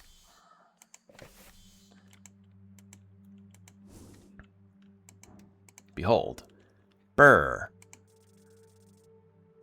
There we go. Brr. The vibrations he gives off is his language. With magic, you could communicate better. This is a scout of the deeper crevices of the earth. A creature set to keep an eye on the horrors of the icy rage. Brr. Perhaps a future ambassador of his people.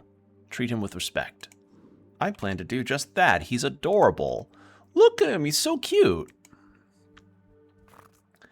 The mushroom man greets you with a slight tilt of his large cap, then rattles out a quick noise from his mouth, while Snell keeps his distance. Brr. The mushroom man clearly gestures for you to come closer. He appears to have something for you. Or appears to have something for you.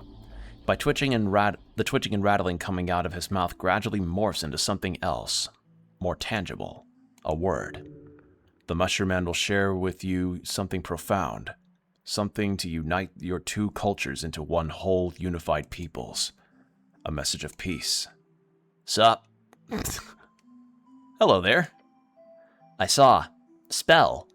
You are good at stringular manipulation. What the fuck? Manipulariation. Yeah, manipulariation. The words are slightly garbled through the magic. You must be getting better at this. I am Kokoloro no Momomoroso. I'm sorry, can you repeat that? Try to fix the spell. You are unsure if this is the spell or simply a fungal thing. He shakes his head. You may call me Burr. That is what meat walkers like yourself say. Although it would be a little different from me calling you Chusho, for that is what your speech sounds like to me. But it is convenient. We do not parley with you often, so a name based on the sound will do. Chushu? Sorry, I ramble. I want to thank you for saving me from the cursed Gorgalash. I owe you my life. He bows his cap. No problem. I will gladly assist you in any way. Tell me about Gorgalash. Gorgalash, the Aska King. A horrid word, a curse word. He is a bane upon the shadowy depths, the murky fungal valley. That is my home. A beast with no care for balance or primal love. So he's a bad guy? He's the worst. For decades, he has roamed the Great Tunnel and its splits, taking what he wants. And as all trolls do. A troll? Yes, across the river. That's bad. Get nervous. He nods his cap several times. The troll spreads his frozen curse wherever he goes. Fortune favors us, for he is without his tribe. But once he was driven from the surface... Oh, he was driven from the surface. By one of your people, yes. Do not worry, we do not hold you responsible for the actions of a monster. If your avatar had not slain his tribe, then the tribe would have eventually spread down here either way. But to even face Gorgalash alone is not a quest I take on lightly. A quest? Get very intrigued. I am here to make sure the troll does not descend into the fungal valley. But in my attempt to scout, I made a mistake, and was ambushed. I do not remember much, but the troll most certainly caught me with a bolt of ice. How it triggered such an esoteric effect, I know not. It was an esoteric curse triggered by the ice bolt, I assume. Yes, it seems so.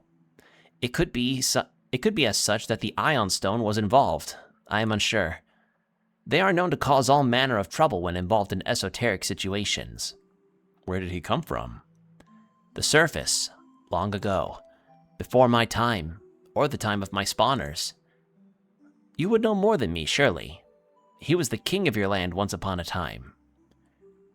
Oh, right, Aska King. Yes. We must vanquish the troll!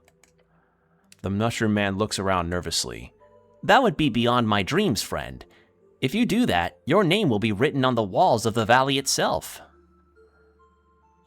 Make sure to spell it out correctly. It's Rangan Helmlin. Just make it out as the cleric. Sweet, right, dick-ass rogue. That's my nickname. Good, you should all know the name Ron, or it's Ron, not Ragan. Ron, the Wizard King. How about the Great Barbarian of Ascani? Make it out as a local friendly druid of Norvik. I don't need that, just write something like a local government employee. Druid of Norvik. Oh! Okay, will do. So humble. The folk of the valley will remember such bravery. You live down here? No, or perhaps yes, for now. My quest has brought me far, but I will eventually return to the Fungal Valley. But I do not wish to permanently live here in Upper Hollow Ridge. It is a landscape filled with far too many horrors for my taste. So this is Upper Hollow Ridge? Yes, it is. It is the region underneath your city, yes? Not many of my kind live here, for clear reasons. You have family down here in Fungal Valley? My core crevice is not large. They are 13 and 20. Your crevice? I have 13 offspring and 20 comrades of my strain. Fungal folk generally reproduce asexually. Stability. We live in large collectives, or families, as you say. That's a lot of kids and siblings. I believe my kind have different ways of life than your own. I have heard you live in smaller collections and raise children very slowly. That sounds annoying, but also wonderful in some ways. I don't envy you, but I respect your way of life. What's it like in the Fungal Valley? It is rough and wild. We struggle against invaders at all times, with occasional years of calm. Occasional fungal tribes can be problematic, or other fungal tribes can be problematic, especially those with more warring ideologies. We are more peaceful in comparison. Do you have a god? No. We had an avatar of a higher being at one point, an evil fungoid. Toro Mororolocoporoso. The sweeping decay, the dictatorial, that's a word, the dictatorial hive mind. We do not believe in the whims of gods anymore. Now we look to our own and ourselves and strive towards harmony. Dictatorial, okay. Have you traveled a lot? Some. I have been to some islets on the undercoast. I have been to the surface a few times, although I was not a fan. Hold on, aren't all of your kind a hive mind or something? Some fungal tribes are still. Mine is not. We are sedentary and individualistic. Interesting, let me ask you something else. Yes. Do you know Nassan? Yes, I know her well. We worked together at a time down on the undercoast. She is a lovely woman and a great druid. I owe her a lot. What are you voting in the election? Election? Yeah. I have heard of it.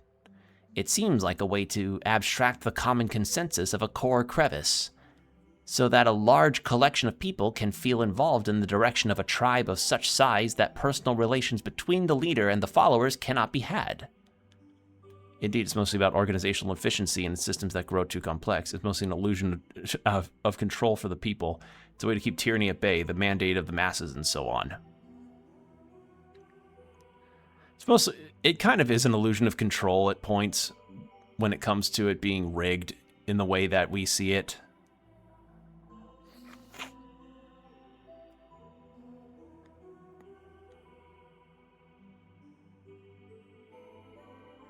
But yeah, tyranny at bay is the ideal. The Mushroom Man tips his cap. Want to know what I'm voting for? Okay. Asgalists. I am not sure of the implications of this. Fair. Now invite him to vote. Would be cool to have some more fresh folk like him in the city. Yes, a diverse workforce would be healthy for the city. They'd make some pretty good servants, I bet. No, not servants. Equals. Sure, equals. You should vote. Everyone should vote. I should vote. You invite outsiders to vote in an election of your own sovereignty, or for your own sovereignty?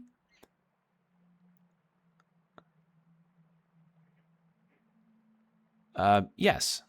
The halfways had trouble getting enough voting cards, but you invite the first mushroom guy you see to vote? Love to see it. Burr nods a bit and looks to the path leading up towards the city below.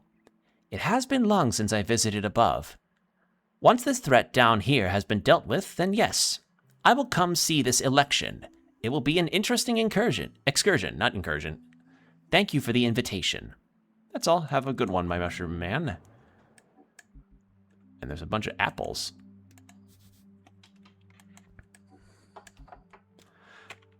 Well, that was a pleasant little interaction. And there's a troll to kill. A long mushroom. I forgot that these also are healing items. Alright, well we did a lot immediately, so we're going to save. Create new save. Save. Resume.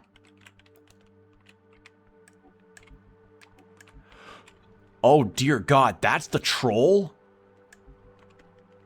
He's fucking huge. Okay. Big leader Gorgalash. Ugh. A great and mighty frost troll. Horrifying even when asleep. Okay, let's do this. Let me drink some water first, because this guy's huge. Oh, there's someone. There he is! That must be Frank, son of Frank!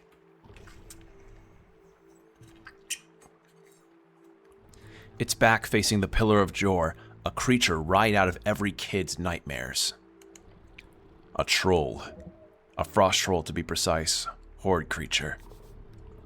A tribe of trolls who rose in prominence during the late Arcane Era. Some of the most infamous trolls during the Conquest were of this type.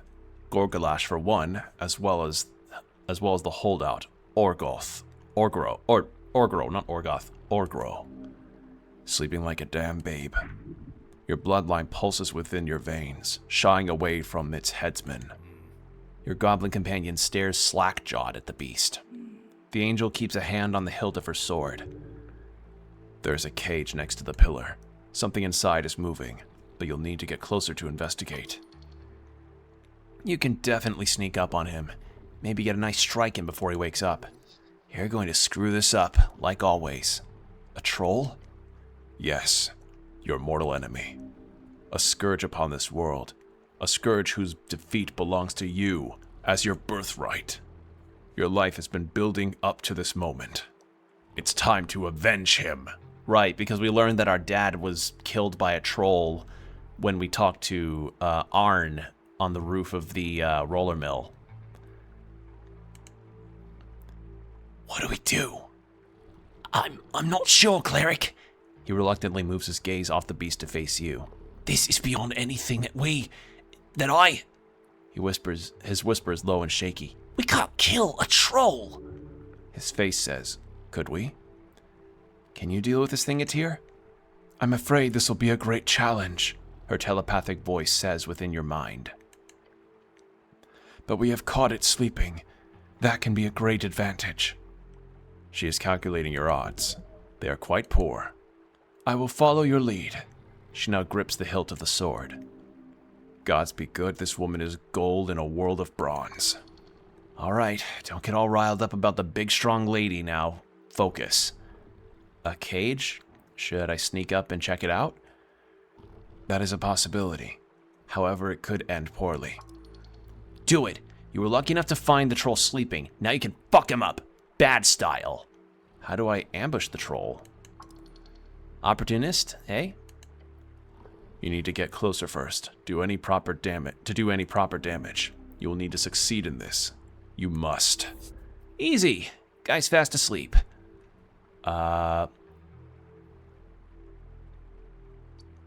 Sneak closer.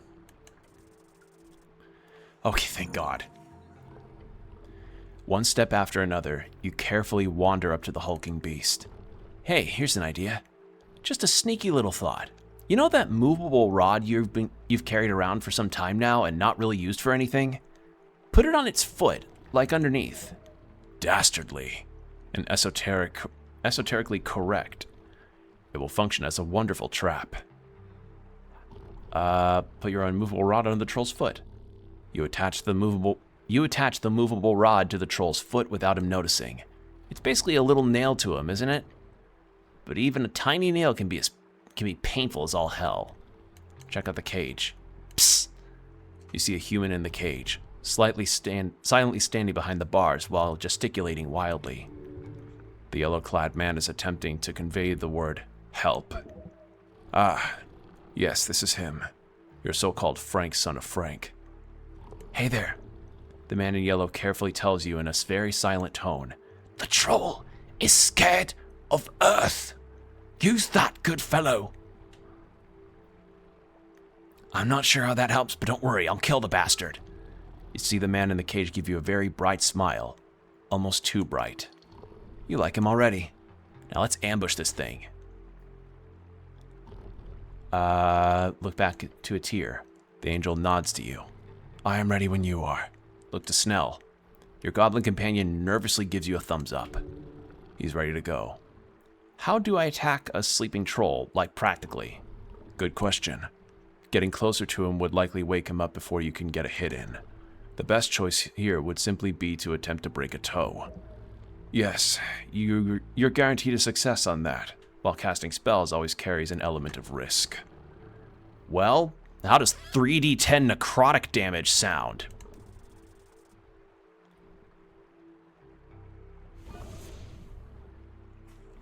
You charge necrotic energy into your hand and press it against the troll. The energy flows into the troll. You feel it eating away at his life force. The troll's eyes burst open as he bellows in rage. The angel brings her sword down into the troll's thigh as he scrambles to get up. Snell whips a stone into the side of the troll's thick skull. A handful of bone fragments spray into the pillar, leaving behind shredded skin and blood.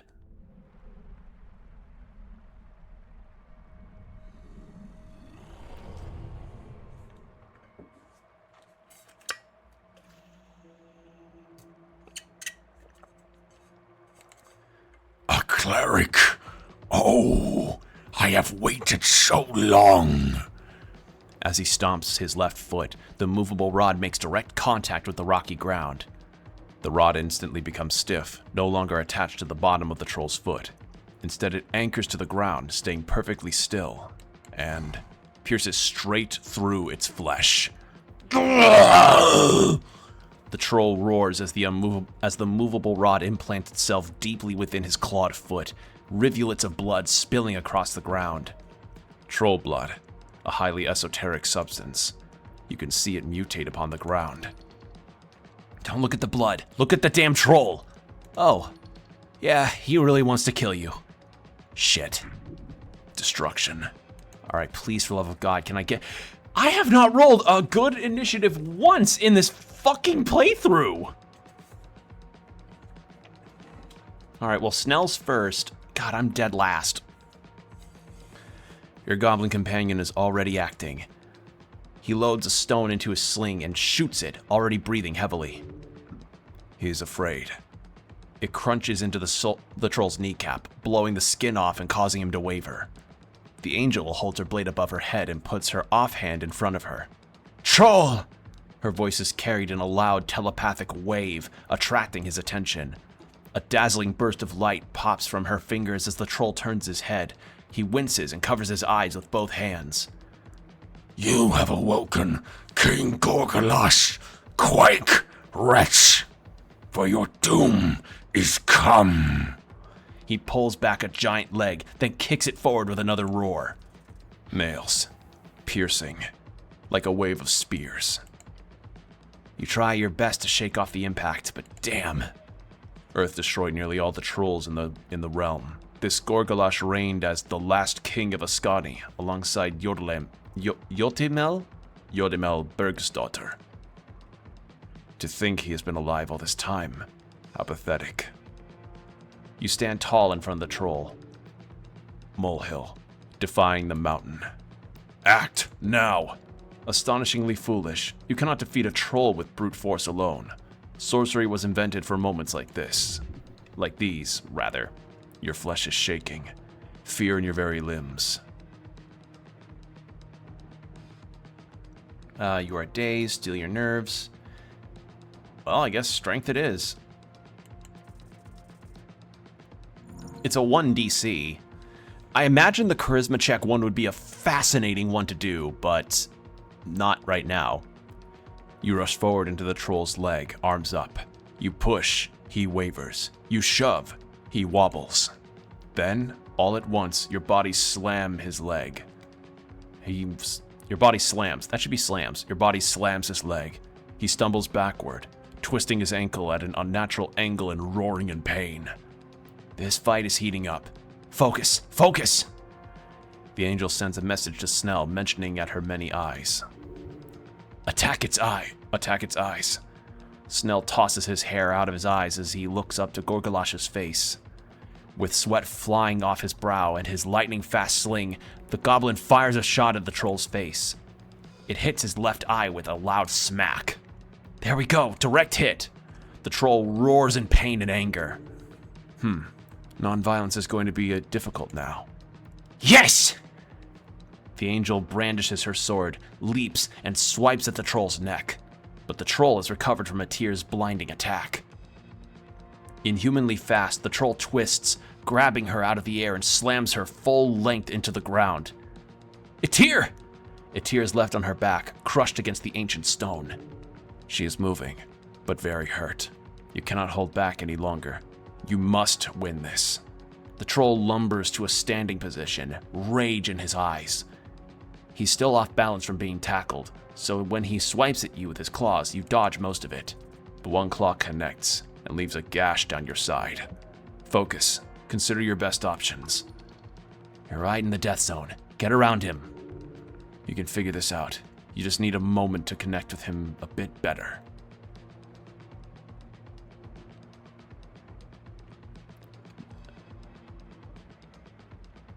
Interesting. Don't even have to try.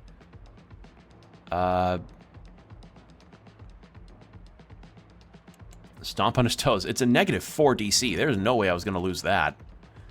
A massive target has its pros and cons. It's easier to hit, but it's harder to hurt. You have to be precise and make sure... Shut up! Stomp! Stomp. You stomp. Your boot crushes through the thick troll hide. You feel his bone break beneath your brutal blow. The troll screams in fury. Possible paths are closing off in this fight. Soon, it'll be all or nothing. The goblin sits at a safe distance and launches another stone at the troll. It smacks him in the face this time, just to the side of his other eye. You insolent pests! The angel uses her sword to hoist herself up from her spot in the dirt. She moves forward in a disciplined advance, swinging her sword precisely along invisible lines drilled into her over millennia. Her swipe comes to cut at the troll's leg. The kingly beast roars in response, swatting wildly at both you and Etir. The troll reaches towards you with one hand. It feels like a slow attack. You step to the side, but... Master, look up! You notice too late, the beast moving forward. His foot is coming at you, fast as a missile. Oh no. It comes down on you like a hammer on an anvil. You cannot resist this force. Try not to be flattened. The rough underside crushes your entire being in an instant. You cannot do anything. It is an impossible weight. And you get crushed against the ancient stone. I failed. Again. Yes. Another sacrifice for the pavement. Or the gravel road, 30 feet down the lane. Blood pooling into the gutters. People forming a crowd all around. A spectacle of human achievement. A fight against the most fearsome beast of Ascani. Ended in an instant. You saw when it happened. When the troll awoke from mud and stone. When its claws clashed against the thatched roof of the neighboring hovel. Father was not the first to grab a pike. He was not the last. He was one of many brave men. I remember the sound. Which one? The sound of the troll's cursed all of it. You were there for it all. The sight etched onto the inside of your eyelids. The sight of humanity being snuffed out by those wretched creatures, each deserving of complete annihilation, on the gravel road 30 feet down the lane. Mother did not speak with you about it. Not once. I never asked. You never asked. That is what a man does. He grabs a pike and goes to face the roaring troll. He gets his bones embedded into the pavement, over and over and over again, until the heavens open up to the earth and the hells spill their guts on your doorstep, until the last man takes his last breath on the last day of existence. Until you die, you will pick up the pike. Jolt awake, mangled, bruised. You watch as a tear, this strange woman pushes herself to her limit to lift the troll's foot off your crushed body. Your armored guardian angel pushes the entire leg away. Keep fighting. Dying. Avoided exhaustion. A familiar scent wafts near you. Musk. Death, life. Life, death. Spores. Look to the side. Not far away you see the mushroom man. He is waving his staff, spores surrounding him in a thick cloud. You feel as your drumbeat of blood, slow and frail, becomes the sturdy rhythm of a march again. Green suffuses you. Your bones are mending. A healing spell, cast through the primal. Get up. You live? Bones cracked as your soul returned. Bones cracked and your soul returned. Yes, you live. The troll lets out a cackling laughter. I cross you, yet you live, yet you stand. Cockroach. You're lucky the angel's strong as shit, Snell yells, loading another bullet. Now keep fighting. We can take him. It is time. Commit to something. Grab him. Yes, you need to commit. But to an actual plan. Figure it out. Now. You know the solution already. Bullies are cowards, and trolls are no exception. His fear of your god is his one defining feature. The thing that's chased him in the darkness down here for decades. Let's try to be Earth then. At this point you might actually succeed.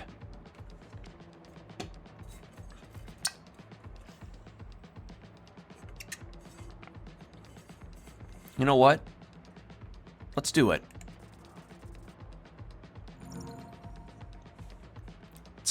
Let's scare him shitless. You pull all of your might into your posture and stand with divine grace, despite the blood caked on you. You enhance the volume of your voice and speak from a rumble that dwarves even the troll's voice. You desperately try to hold together your meager kingdom. I need not try, for I know it is mine, and so I reclaim it. What? You are a violent creature, undeserving of mercy. You are... No. You call yourself a king? I am a god. You think your size protects you. Know this. You are but a tree grown in my path to be chopped down. No. No! And now, I lift my axe. The troll's anger turns to total blind panicked fury. He is terrified, the poor thing. But this is the only way you can end this without more death. Also, it was sick. You killed it. This is where it ends. Or when it ends. Despite being visibly panicked and tired, the goblin whips another stone at the troll's head. It cracks him right above his eyes. Your companion is on fire! Give him a quick thumbs up. The goblin gives you a curt nod. The angel creates a sphere of light that scalds the eyes to behold. She hurls it at the troll, and it explodes in dazzling splendor, searing his flesh and earning a wail of pain. End this now, cleric. The bloody troll flails at you with his immense bulk and deadly claws. He connects again and again and again and again. Your vision darkens and narrows. This is it. This is everything. This is a time of divinity. Call on earth. Remember the chance.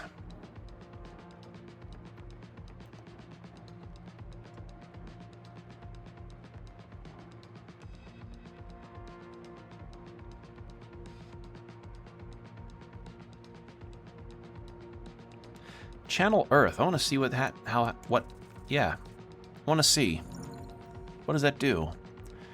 You lift your head up and try to find within you that delicate yet omnipresent connection to Earth. Seek divine strings. It is there. You draw it into yourself like you're siphoning from an ocean. It fills you up. You burst at the seams with divine power. You feel Earth inside of you. Troll. The kingly troll looks around. His face twists into pure panic. No. No. Be gone. Be like Earth. You will not get me. No.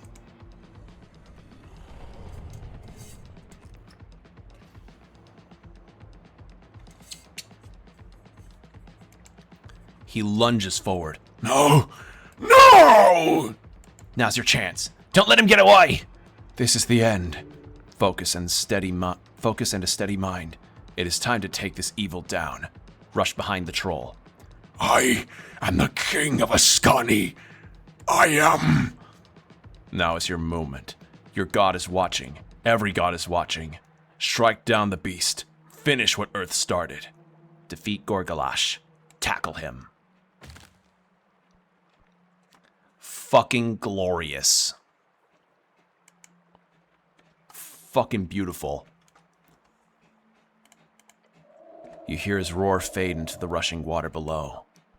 With that, it's over. You think he's dead? Big leader Gorgalash has fallen down to the gravity flip. That means the troll has a 1 in 20 chance of survival. Let's hope. Gorgalash is heavily damaged and should be stuck in the gravity flip beneath this ridge. It is most likely dead. Take a step back from the edge. A shaky breath leaves your chest. I can't believe it. That wasn't just a regular troll either, was it? No, it was not. A tear cleans her bloodied blade with a singe of radiant light. On the ground, just off the edge of the chasm, you see the only proof left behind by the beast. A tooth. Tusk. It's called a tusk. A troll king. Grab the tusk. A vestige of an earlier, more brutal era. Well done, both of you. I'm just happy I'm alive. Snell puts away his sling. You take any hits, Snell? No, nothing. You and Atia tanked most of the hits all by your lonesomes. Speaking of which, how are you holding up? You took some pretty nasty blows. I'm okay. I cure wounds or two, and I'm always back to normal. I know your healing magic's strong, but still. The goblin turns to Atir, who is floating near the edge. And, what about you? I am fine. You see traces on her armor from where the troll grabbed her before slamming her to the ground. You sure, Atir? I can heal you up if you need to. She holds up a palm. Do not. No, do not waste your spell slots. I will recuperate. She swings her sword, clearing it of troll blood. An embarrassing mistake on my part, to let him grab me. It has been many years since I fought against such a foe. You did great, Atir. Don't worry about it. I am not worrying, she says, sheathing her blade. But thank you. She floats closer to you. I am happy you did not die. Give her a nod. Her many eyes then move to Snell. Wonderful sling attack, Snell. Thanks. If neither of you require any more rest, I suggest we investigate the man in the cage. All right. Yeah, because we finally found him. I guess that is kind of the closest thing we would get to a boss fight in this game, given how the game's structure is. Go check out the cage by the pillar.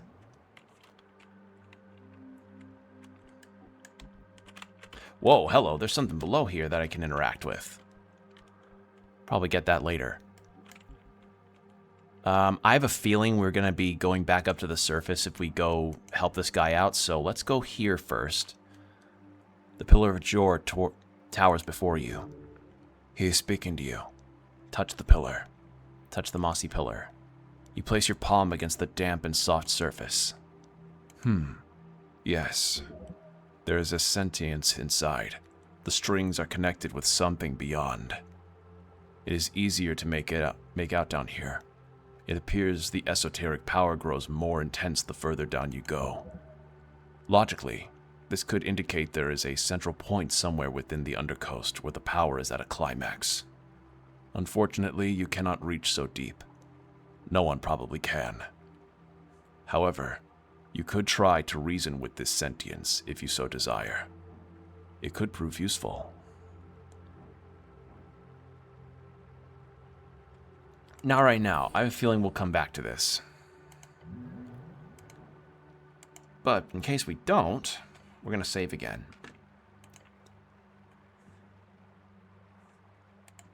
Save. And there we go. As you approach the cage, you hear a faint voice inside. Ahem. Won't you help me out of here, good fellow? On the ground, you see a key. Hey, troll dropped it. It's for the cage, of course. Yes, must have fallen off the troll during the fight. You can probably ask for some type of reward in a scenario like this. Who are you? Currently, I'm but a man in need of a great savior. You think I should open it, Snell? Yeah, I think you should. The dragon's slain. Time to save the damsel. You hear a laugh from inside the cage. Damsel, eh? I'll take it. Now, please. Do you have an opinion, Atir? No. You've got yourself a whole council out there, eh? Gotta get everyone's approval, I see. That's okay, I'm not exactly dying in here, but I would appreciate if you got the cage open. Meek, do you have any thoughts on this? I like the cage. I don't say I agree personally, but I respect your opinion. And that is a mimic around your neck. I thought I'd seen everything. Right. What do you know about the tea shop? Look, I'll be very happy to answer any questions you've got, but please. You hear him banging on the bars. I'll be much more talkative with my freedom in order. Open the cage with the key. As it opens, you watch a well-dressed man and surprisingly not so scuffed man step out. Or a well-dressed and surprisingly not so scuffed man step out. Ah, yes. This is the feeling. Freedom. The sweetest nectar of any band. Yeah, this guy. He's got style written all over him. This is a merchant prince. Specifically, the Moonwatch heir. You have heard of him. Are you a Meriadoc Moonwatch? The one and only. The fancy freestrider flashes you a series of pearly white teeth. Allow me to properly introduce myself. He bows deeply. Hola, hey-san, salve, amis, ches, hello, and greetings. He bows forward in a deep performative motion. My name is Meriadoc Moonwatch, great merchant prince of reeds. Pleasure to make your acquaintance, and quite honestly, a much bigger pleasure to be rescued by you. He looks to the goblin and immediately holds out a hand, presenting his palm. You must be the local tribe member. Great to meet you. He looks at the hand for a beat too long.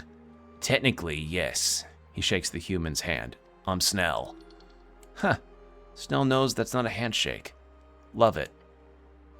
Ah, of course, Meriadoc says, returning a limp shake. Showing one's palm is quite the ironic visual for such a wealth-focused ideology. And you must be the City Angel I've heard so much about. You must be the City Angel I've heard so much about. He bows his head before your celestial companion. Dzień dobry. Yes, to you too. Although I'll admit, I've only picked up a few words of Celestial during my travels in Divinitorum. I've heard about you. A Reedsian author, right? That's it. He lifts his head even higher to proclaim a single question. And who might you be? I'm a druid of Norvik, great primal magic caster, and so on. Wow, what a mix-up! Love it. He claps his hands together. You, my good fellow, have just saved a top-ranking member of the Freestrider Revolution. So, now let us get down to business. What can a son of Free Tazen help you with? Anything you need? Free Tazen, a term for the liberated post-war Freestrider-led rebuilt Tazen, arguably the greatest free city in the Reeds.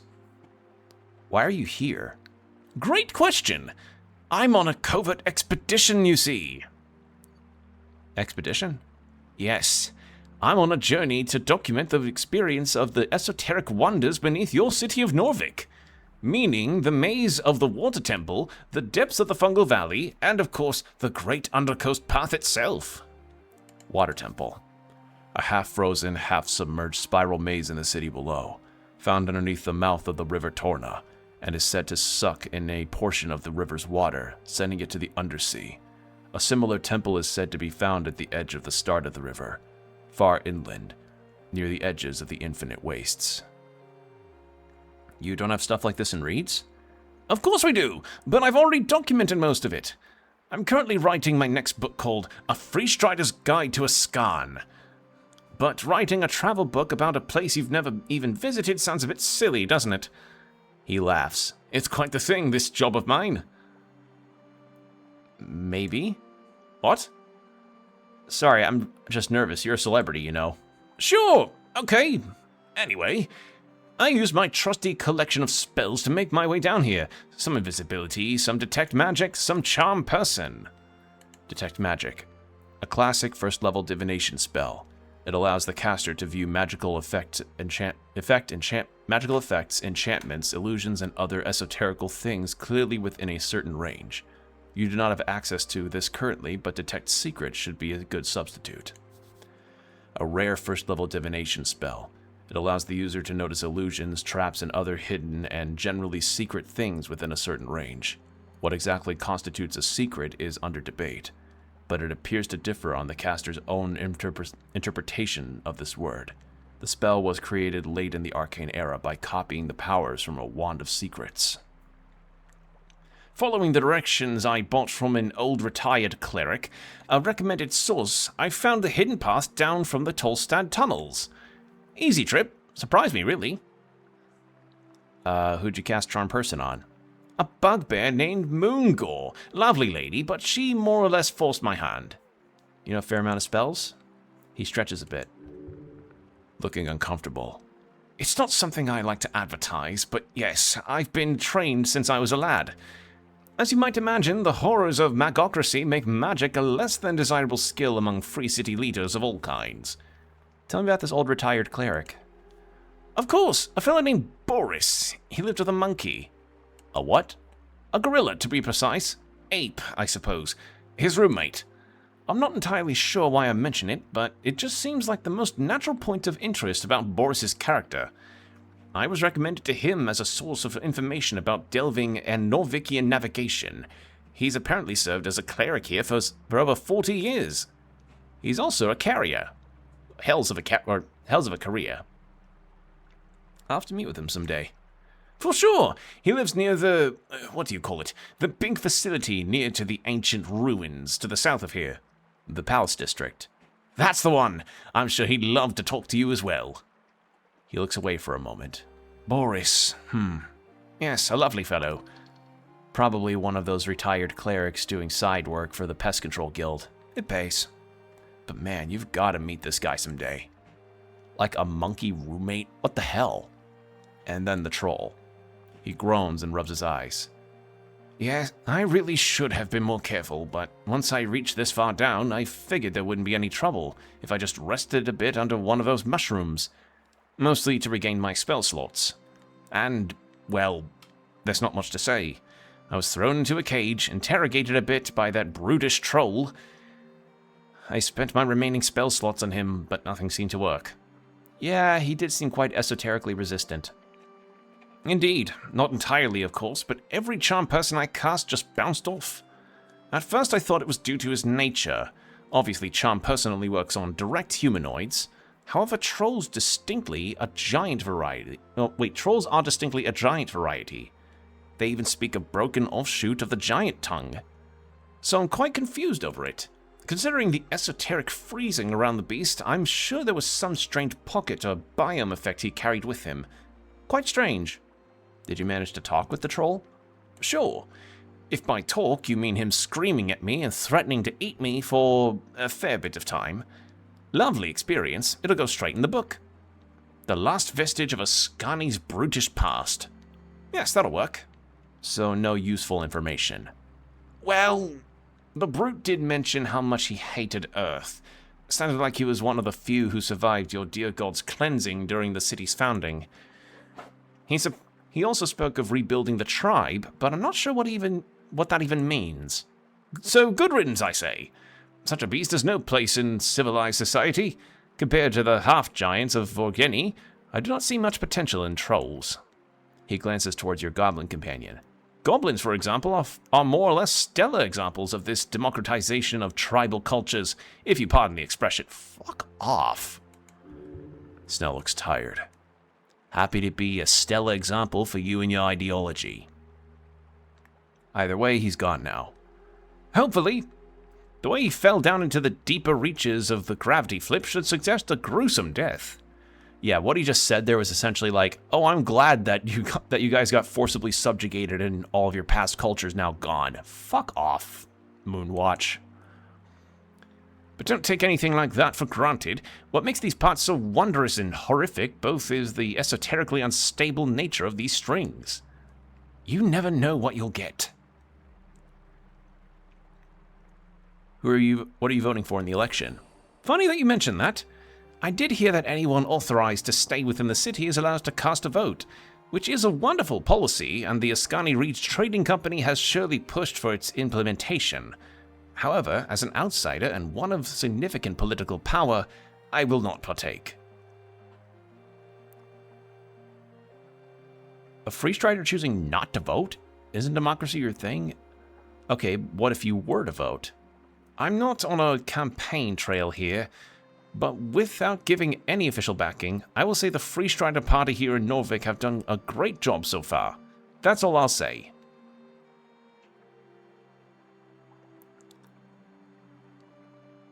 So you really won't vote for them? He shrugs. It would simply be tasteless. This election of yours should be decided by those who call Norvik home. Whether they've been here for a week or a decade doesn't matter, but I do not call it home, so I will not vote.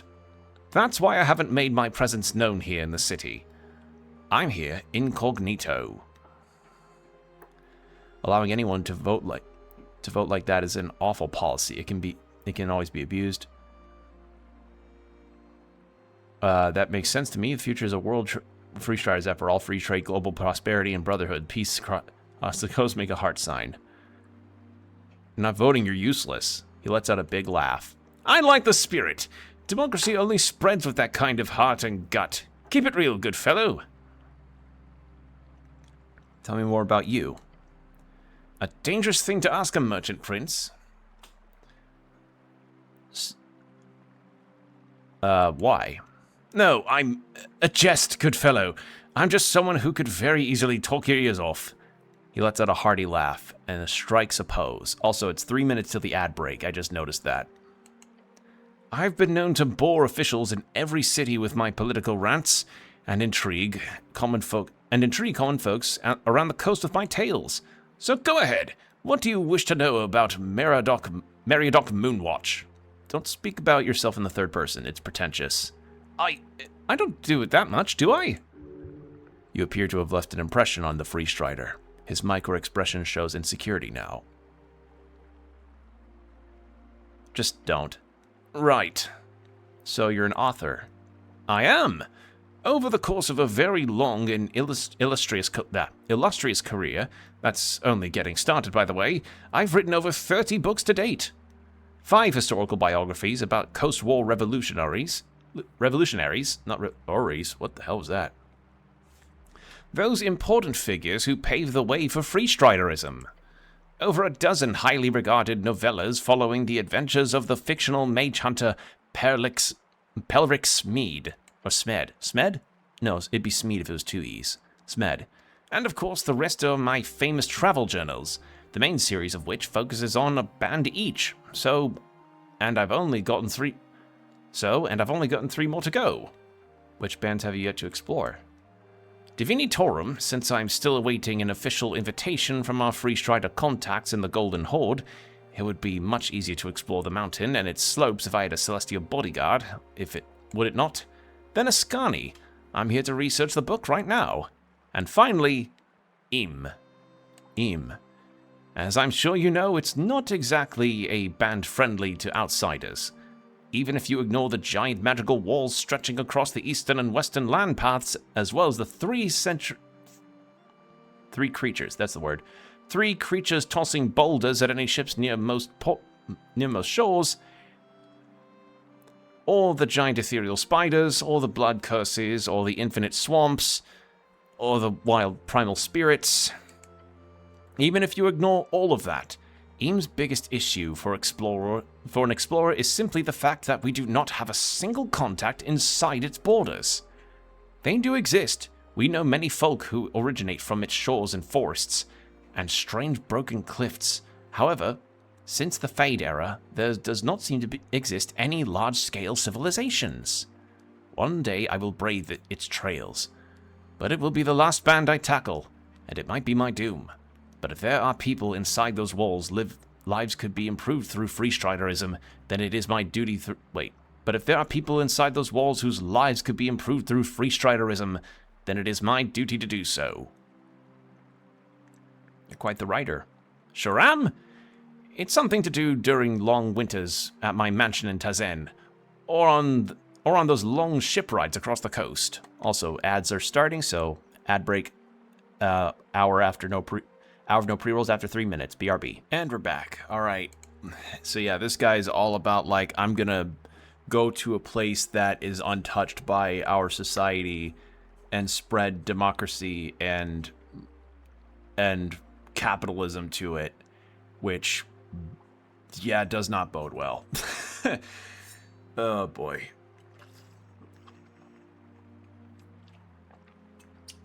Like when he says bring Free Striderism to it, that's no. How did you become a trade prince?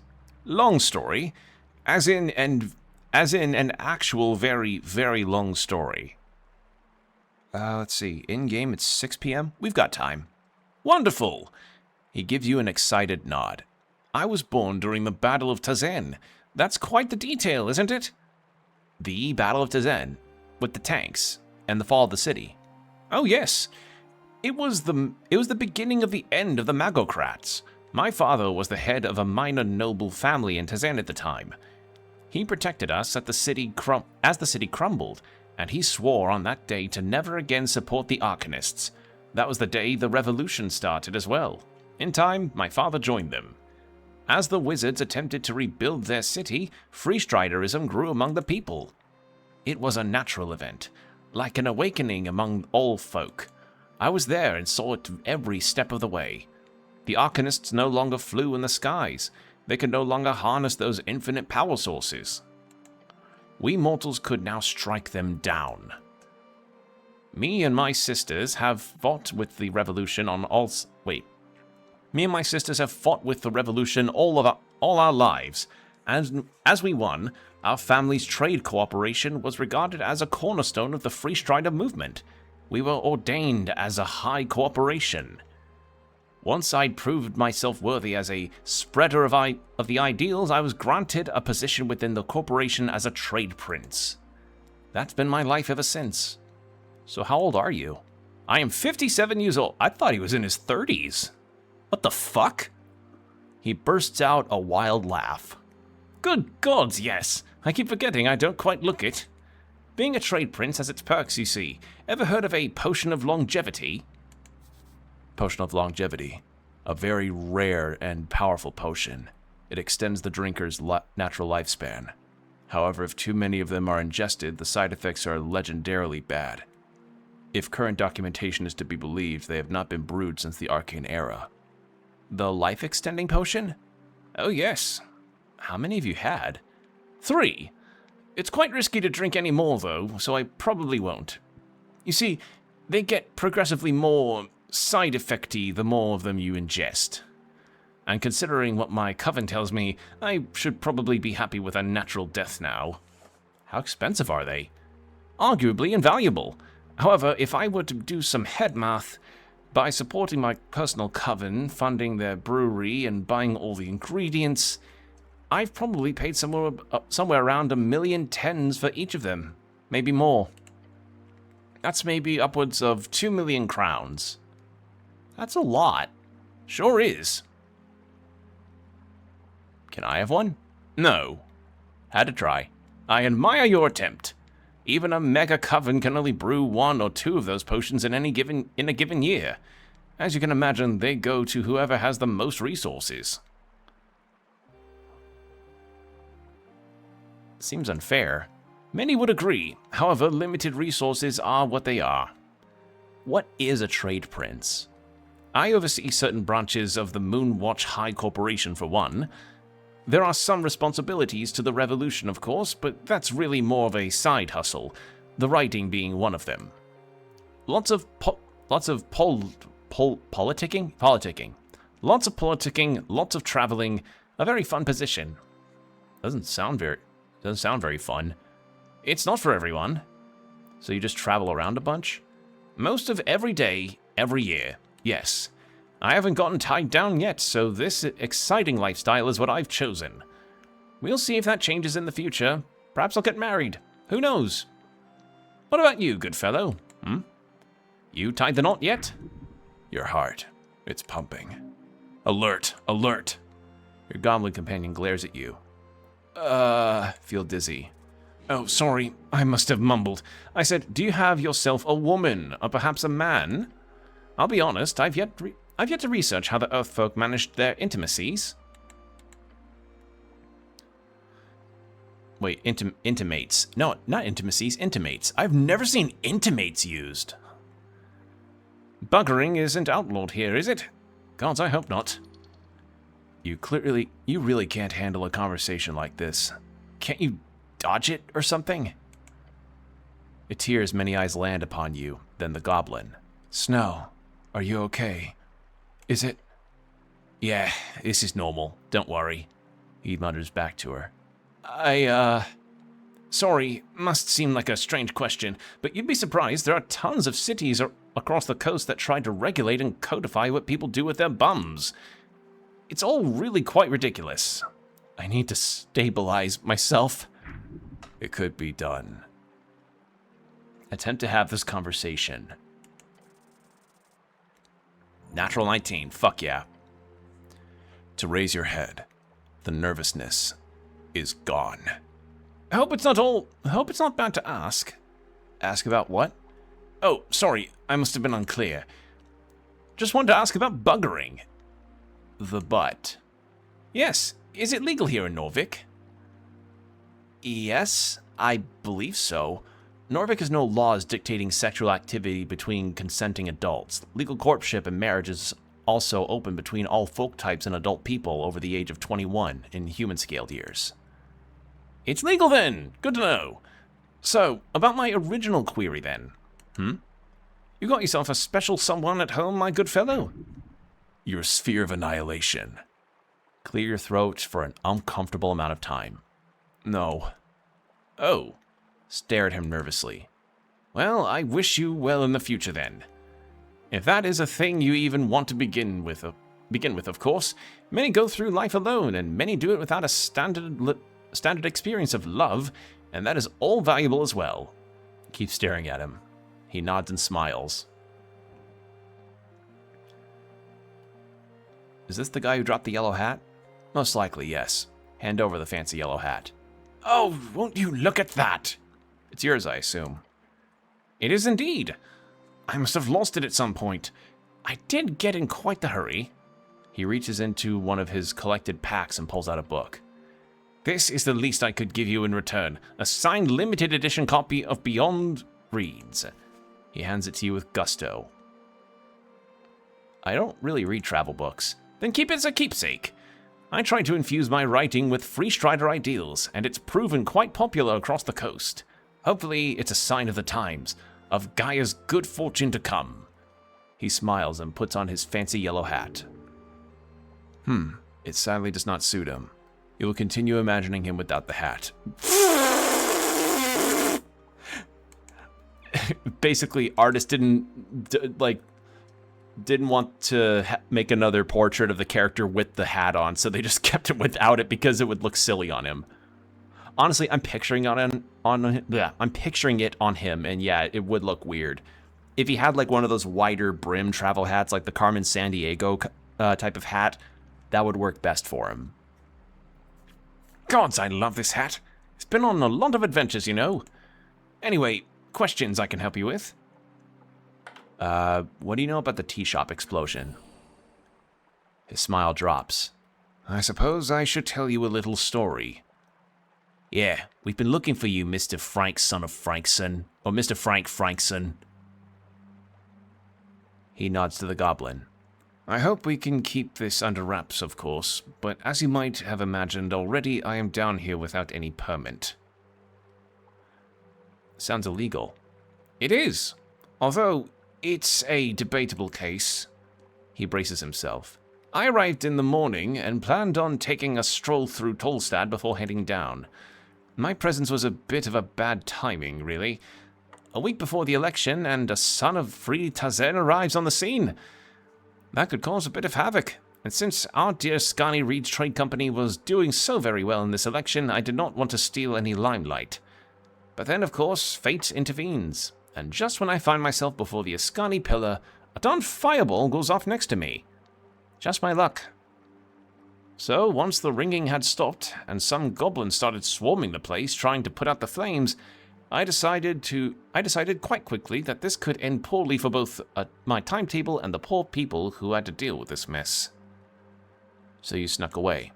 Indeed. I rushed down the stairs. Since I already had my direction, I figured I'd postpone the upstairs sightseeing. Head straight down into the below, as you people say. You people? The locals, of which you are a part, I assume? He is, don't worry. The Free Strider gives you a solemn frown. I saw something. You see, I have a pair of glasses. They allow me to detect magic, among other things. Where are the glasses? Lost, sadly. The trolls shook me around, so they've ended up somewhere down the river, I presume. What did you see? I saw a man on fire. What? Specifically, I saw the outline of a man. Invisible. An invisible man? Perhaps I should describe it more like a... He scratches his chin, then perks up. Ah, yes. An invisible smoking man. My glasses allowed me to see him, or at least the faint outline of his esoteric illusion. Where did you see it?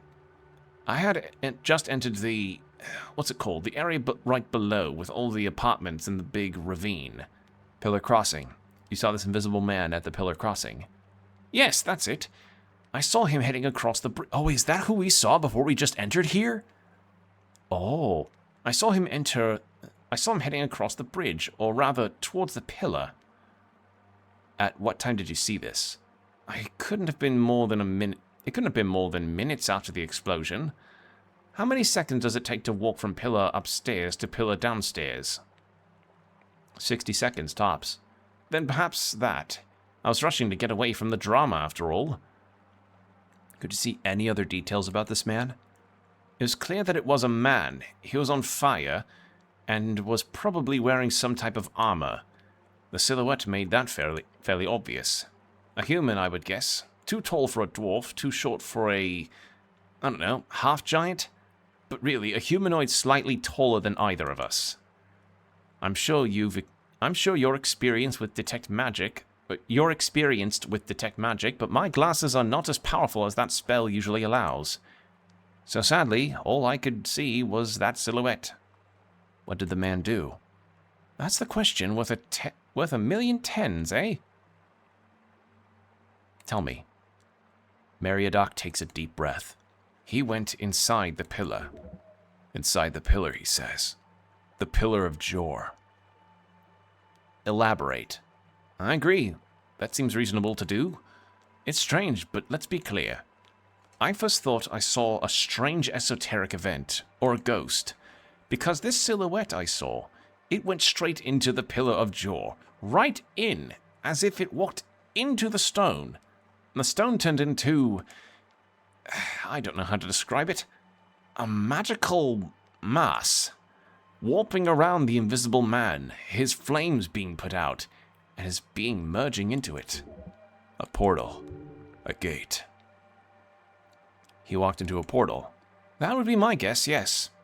Wherever he went, once he was inside the pillar, his presence disappeared immediately, along with that esoteric force emanating from the stone.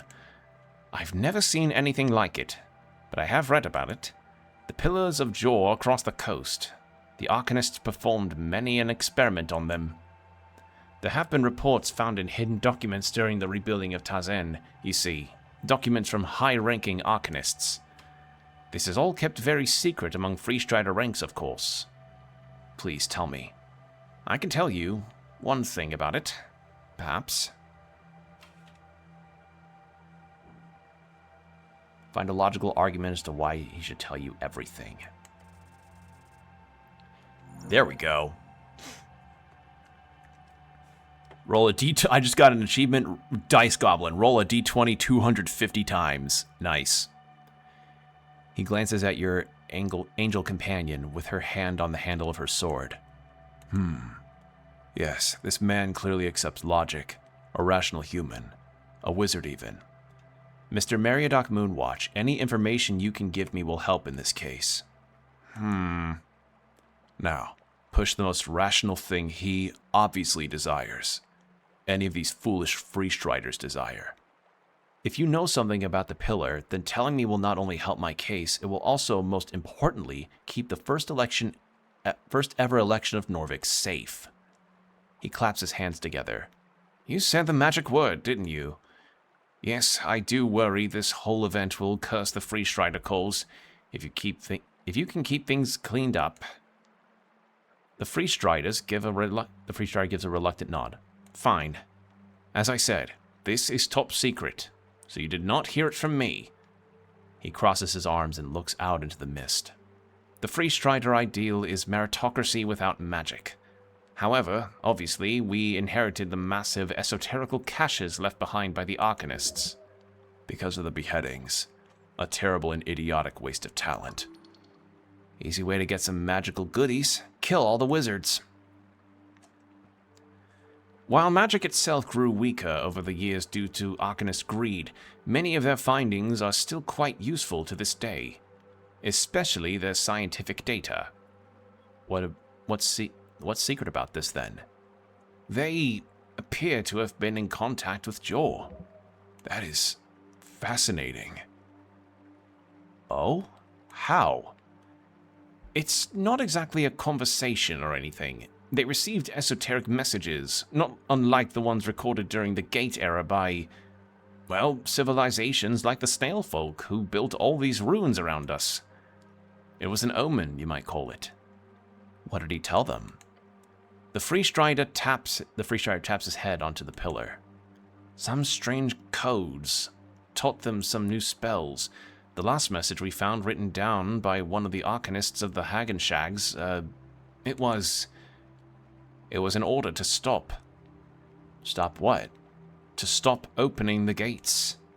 He raises his chin. You see, then he places a hand upon the pillar beside him. They found cracks in the gates of Jaw, leading to the outside, the place we all came from. They got out? Teams of Arcanists, back when they still wielded 9th, 10th, and 11th level spells, they could enter into the pillars, just for short stints. Many did not return, but those who did described a void of souls, alien worlds beyond, far realm aberrations, and paths with strings, whatever that means. Their work was cut short due to the Coast War, but they got in, my good fellow. And Jor was not too happy about that. It did not appear so, no. He nods. I believe that invisible man, who most likely fled directly from the explosion, he too entered one of those cracks in the ancient gate. And as unlikely and wondrous as that seems, If there is a rogue spellcaster capable of hiding inside the gate, then someone will have to apprehend him. Huh. How would you even deal with that? Like, do we follow him through the crack? Yes, Nell, we must follow him through the crack. Glare at the pillar. Meriadoc chuckles. A nervous chuckle. Good luck with that, I say.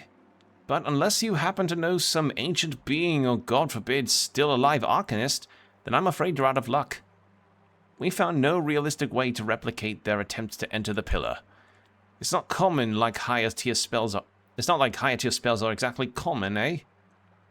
Could a sphinx count as an ancient being? Oh, you speak of the Gina Sphinx upstairs. She's quite the celebrity. Hells, if you can get her on your side, then why not?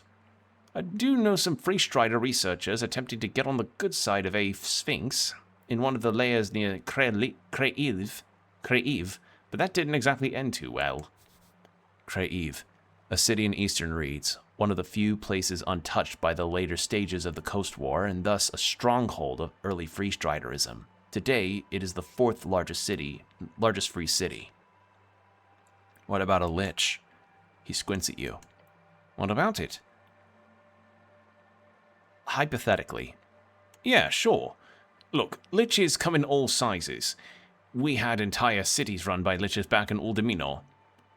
But some of those arcanists who went inside the cracks and survived were liches. So yeah, if you happen to know a lich, sure. The lich might help you if they don't just consume your soul first. You are aware they are quite literally life-sucking horrors, right? I'll be careful. Good. And good luck. You'll need it. Yes, I'll find a way in. He bows his head. I am happy to be of service. Looking very worried for your safety. Your goblin companion, who stands quite quiet next to you as you discuss these methods of interplanar travel, raises a hand. Just to be clear, we're talking about teleportation, like magical transportation. Uh-huh, what do you think? What do I think? Snell side-eyes the grinning Free Strider before leaning in with a scowl. Look, I'm speaking on behalf of Lady Sageleaf when I say this. He takes you aside, a few steps away from Meriadoc. The Halfways want this handled, no matter the obstacle. Why does Sageleaf really want this so badly? The goblin thinks about it, letting his eyes land upon the pillar. Then he tells you. If we don't get something tangible, like, for example, this rogue spellcaster, then the Halfways will be in a really shitty situation. What, is Sageleaf losing power? Nah, she's got that in the bag. Economically speaking, the city is fucking us all the time. Sorry to break it, but your bosses don't really make it easy for us. My bosses? Yeah, they suck. Agree to agree. If the city manages to get their way on this whole fireplace failure narrative, along with all these damn zoning disputes, legally we're looking to get completely screwed. Lots of tenants that we have to house without any permits for the apartments they occupy. Hundreds of buildings across Tolstad, commas, living spaces, even some governmental locales. Whoa. If we don't get something tangible, or at the very least some type of leverage on your dear Magistrate Darrow, then... He lets out an exasperated sigh. I have to do anything I can to stop that from happening. The old lady put a trust in me to handle it. Even if it means traveling into the beyond? Yes, even then. No matter what? No matter what. He gives you a determined frown. This could be very dangerous. No, I get it. His eyes speak of bravery in the face of an overwhelmingly new experience. I'm not taking this lightly, I promise. Turn back to Meriadoc. We've decided to go into the Pillar of Jor. Oh, how lovely! I sure hope you survive. If you do, I'll be sure to write a piece about it. Do you know an elf here on Tolstad? Not really, no. I have a few elven friends in Reeds, but I'm quite new here in Norvik. How come? An elf died in the explosion in the tea shop. Oh, I had no idea. That's certainly a scandal in the making. An elf, you say? Elim, I assume? Aha.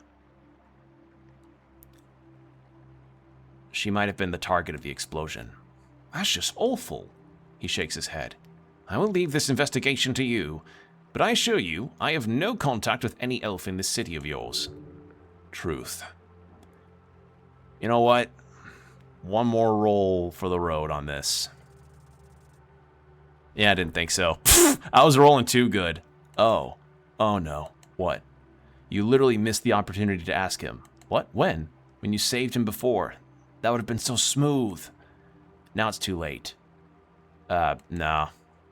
Free Strider looks at you with a smile, unaware of your foul impulses. That's all I've got for now. Very well. Then I'll pick myself up here for a bit. I think that darn bastard troll got some of my belongings down the riverbed. Hopefully I'll be able to recover some of it, but either way, thank you again, good fellow. You've performed an amazing service for me and the entire revolution, if you believe some of my fans. He presents his palm to you. I owe you a great deal. If we ever cross paths again, I'll be sure to repay you. Yeah, don't shake it. So I won't see you here again? Oh, I believe I'll see... I believe I've seen far enough of this here upper hollow ridge for half a lifetime. Though I might continue this delve at some other time today. Today I will make my way upstairs. I've got some business in the palace to take care of, and then election time. The Free Strider shows you his palms in an open gesture. Well then, if you need anything, I'll be here for a little bit. But good luck out there, and if I have time, let us speak again on election day. I'll be sure to hang around Tolstad when it's time. All right, goodbye, Prince Moonwatch. And that's it. Wow. Okay, so somebody has the ability to transport through the pillars. Oh. Bottle of milk. Bottle of freshly squeezed milk. The label says it's produced in the hills, so it's the finest of the finest. 5. Ooh. We never did get to do that milk side quest. So, I'm guessing the person that I spotted just before the assassin attacked us is the person that set off the explosions. And let's talk to Burr, and then that's where we'll end for the night. The Mushroom Man greets you with a slight tilt of his large cap, then rattles out a quiet noise from his mouth, while Snell keeps his distance. He's thanking you for... He thanks you from the bottom of his heart for defeating Big Boss Gorgalash.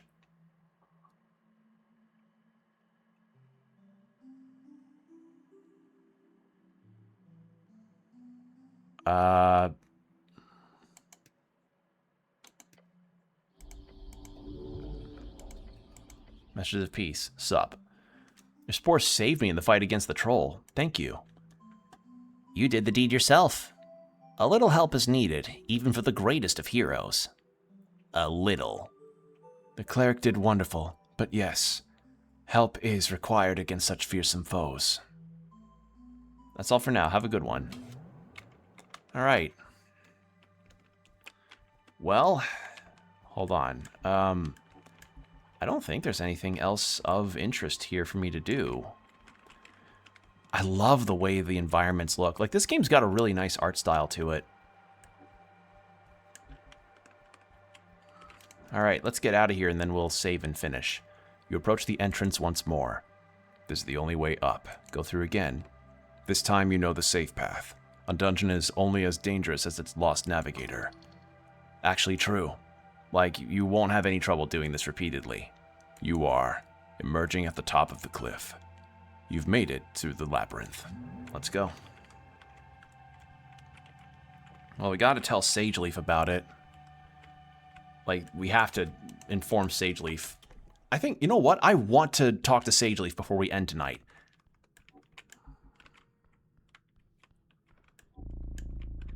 And yep, there goes a tear.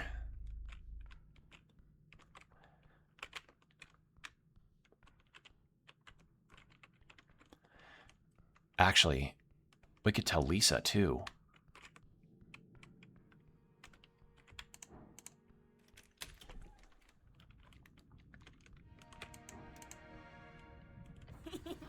The hag leans in over her cauldron. Back for more questions? About the tea shop again. Yes? Okay. No, nothing else to tell her about. Okay, well, in that case, Sage Leaf. Oh, excuse me, stretching my neck. Man. Okay, so somebody is teleporting into the pillars, and we saw an invisible person. This game, man, I'm... like, it's not perfect. You know, there are some parts of the writing where I feel like it could have been improved, but for what it's got going for it, it's got a lot of good stuff. Genuinely.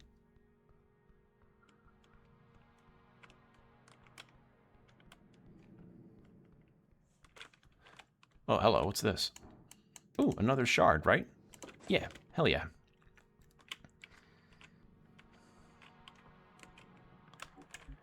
You know what? I'm confident that if I did get all that money from the prince, then I probably could have been able to afford the land share that the water elemental was offering me.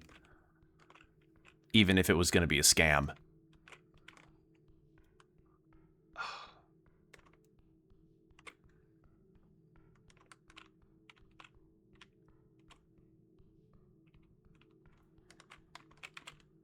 Alright, so we're going to go through this way. And it is currently in-game... It is currently in-game 7 p.m. So, once we talk to Sage Leaf here, we'll save and end. Cleric. The lady leans back in her throne. You've returned. I have some things to report. Yes, what is it? You're never going to guess who Frank, son of Frank, turned out to be. She raises an eyebrow. Speak. He was Meriadoc Moonwatch. Snell shakes his head. Out of all people. Huh. What a bastard. To be a key witness and then just leave. Typical Silver Spoon Free Strider. Did he have anything good to say? Yes, he saw a smoking invisible guy right after the explosion down in the crossing. He did? She claws at her throne. Then that's it. That's our suspect. He also said the smoking guy walked into the Pillar of Jor. He what? She groans. That damn Free Strider. He's probably high. High on his own damn fumes or something. My lady, it might be very, very true. I believe the culprit escaped through a crack in the gate. She squints and sits silent for a few seconds. A gate of Jor. This is an insane claim, cleric. She gives a hard stare at Snell. If this is true, then it must be investigated. Speak with Viskin, if you have not, and be vigilant. This is highly esoterical. Good thing we've got a cleric on our side. I'll look into it and bring justice to whoever's responsible. The lady takes a deep breath. I will think about this, and good luck. That's all for now. Fine, keep at it. Actually, since we have the option... Hey, Combo, we're gonna... How's your night going? We're gonna be wrapping up sometime soon, but we got a lot of revelations about the tea shop explosion. Because it turns out the central pillar that's been in the city acts as a gate. Doing all right? Good, glad to hear it. Oh, wait, actually, no, the Drunken Sphinx is only open at midnight. Fuck, okay. Yeah, so we just got a lot of revelations about the tea shop explosion. We also defeated a gigantic troll, which was pretty awesome. And yeah, we just had a lot of progress be done today. Finally getting to learn more about what happened. Because as it turns out, like, somebody threw a really ancient magic artifact into the tea shop, which was essentially like 9 fireballs in one location. And with that happening, that's why the city shook so much. And due to that shake, everybody's kind of wondering what the hell's happening. But yeah, we learned a lot, and we also nearly died a few times. So that's been a very interesting time. But yeah, we're actually about to wrap up because we are past the 3-hour mark. And as I usually inform you all, I do have a different schedule for the summer at least. No, don't delete. We just want to quit to main menu. So yeah, that's kind of the deal as it is right now. Oh, excuse me, stretching my back. But yeah, we made a lot of progress. We got some good conversations, made some good progress, defeated a giant troll, and just, as I say, the writing here, while not as strong in points versus some of the other contemporaries of the same genre, there's such a lot of cool ideas at play here, and it's a very well realized setting. Like, holy fuck, the setting is really cool. And I just think that this game would be really worth experiencing, especially if people like Disco Elysium. Like, it's not gonna... I don't think it'll scratch the same kind of itch, but it definitely will feel like a nice scratch. Not the exact scratch, but a good scratch. The only thing is that I wish I could ask out the mushroom elf in the goblin hideout, because we rizzed the angel, we just haven't rizzed... and we could rizz the Sphinx, but the DC for that is 24, and I have like an 8 charisma. There is not a snowball's chance in hell that I'll be able to rizz the Sphinx unless I do a massive, massive charisma build playthrough. But a morbid part of me wants to know, like, what happens if I am able to rizz the Sphinx? Because it's funny that the option's even there. Because, like, your options for rizzing are the orc lady that works for the Free Striders, an angel, whom I managed to rizz, and the Sphinx, like an actual Egyptian-style Sphinx. What a cool game. Like, honestly, this is a very cool game. Like, despite the flaws that I have found in it on occasion, this is a pretty nice game. But yeah, thanks for joining me, everybody. For the VOD watchers on YouTube, I am usually live at 7 p.m. CST, and that is over on Twitch. So if you want to see when I'm live next, be sure to give me a follow over on my Blue Sky, as well as check the YouTube community posts. I usually post on those when I'm going live next. And as for any other updates, be it schedule changes or schedule updates, I'll try to do my best to inform on those platforms. So yeah, with that said, YouTube side, stay hydrated, keep your postures checked, be good out there, and thanks for watching, and I'll see you next time. Bye.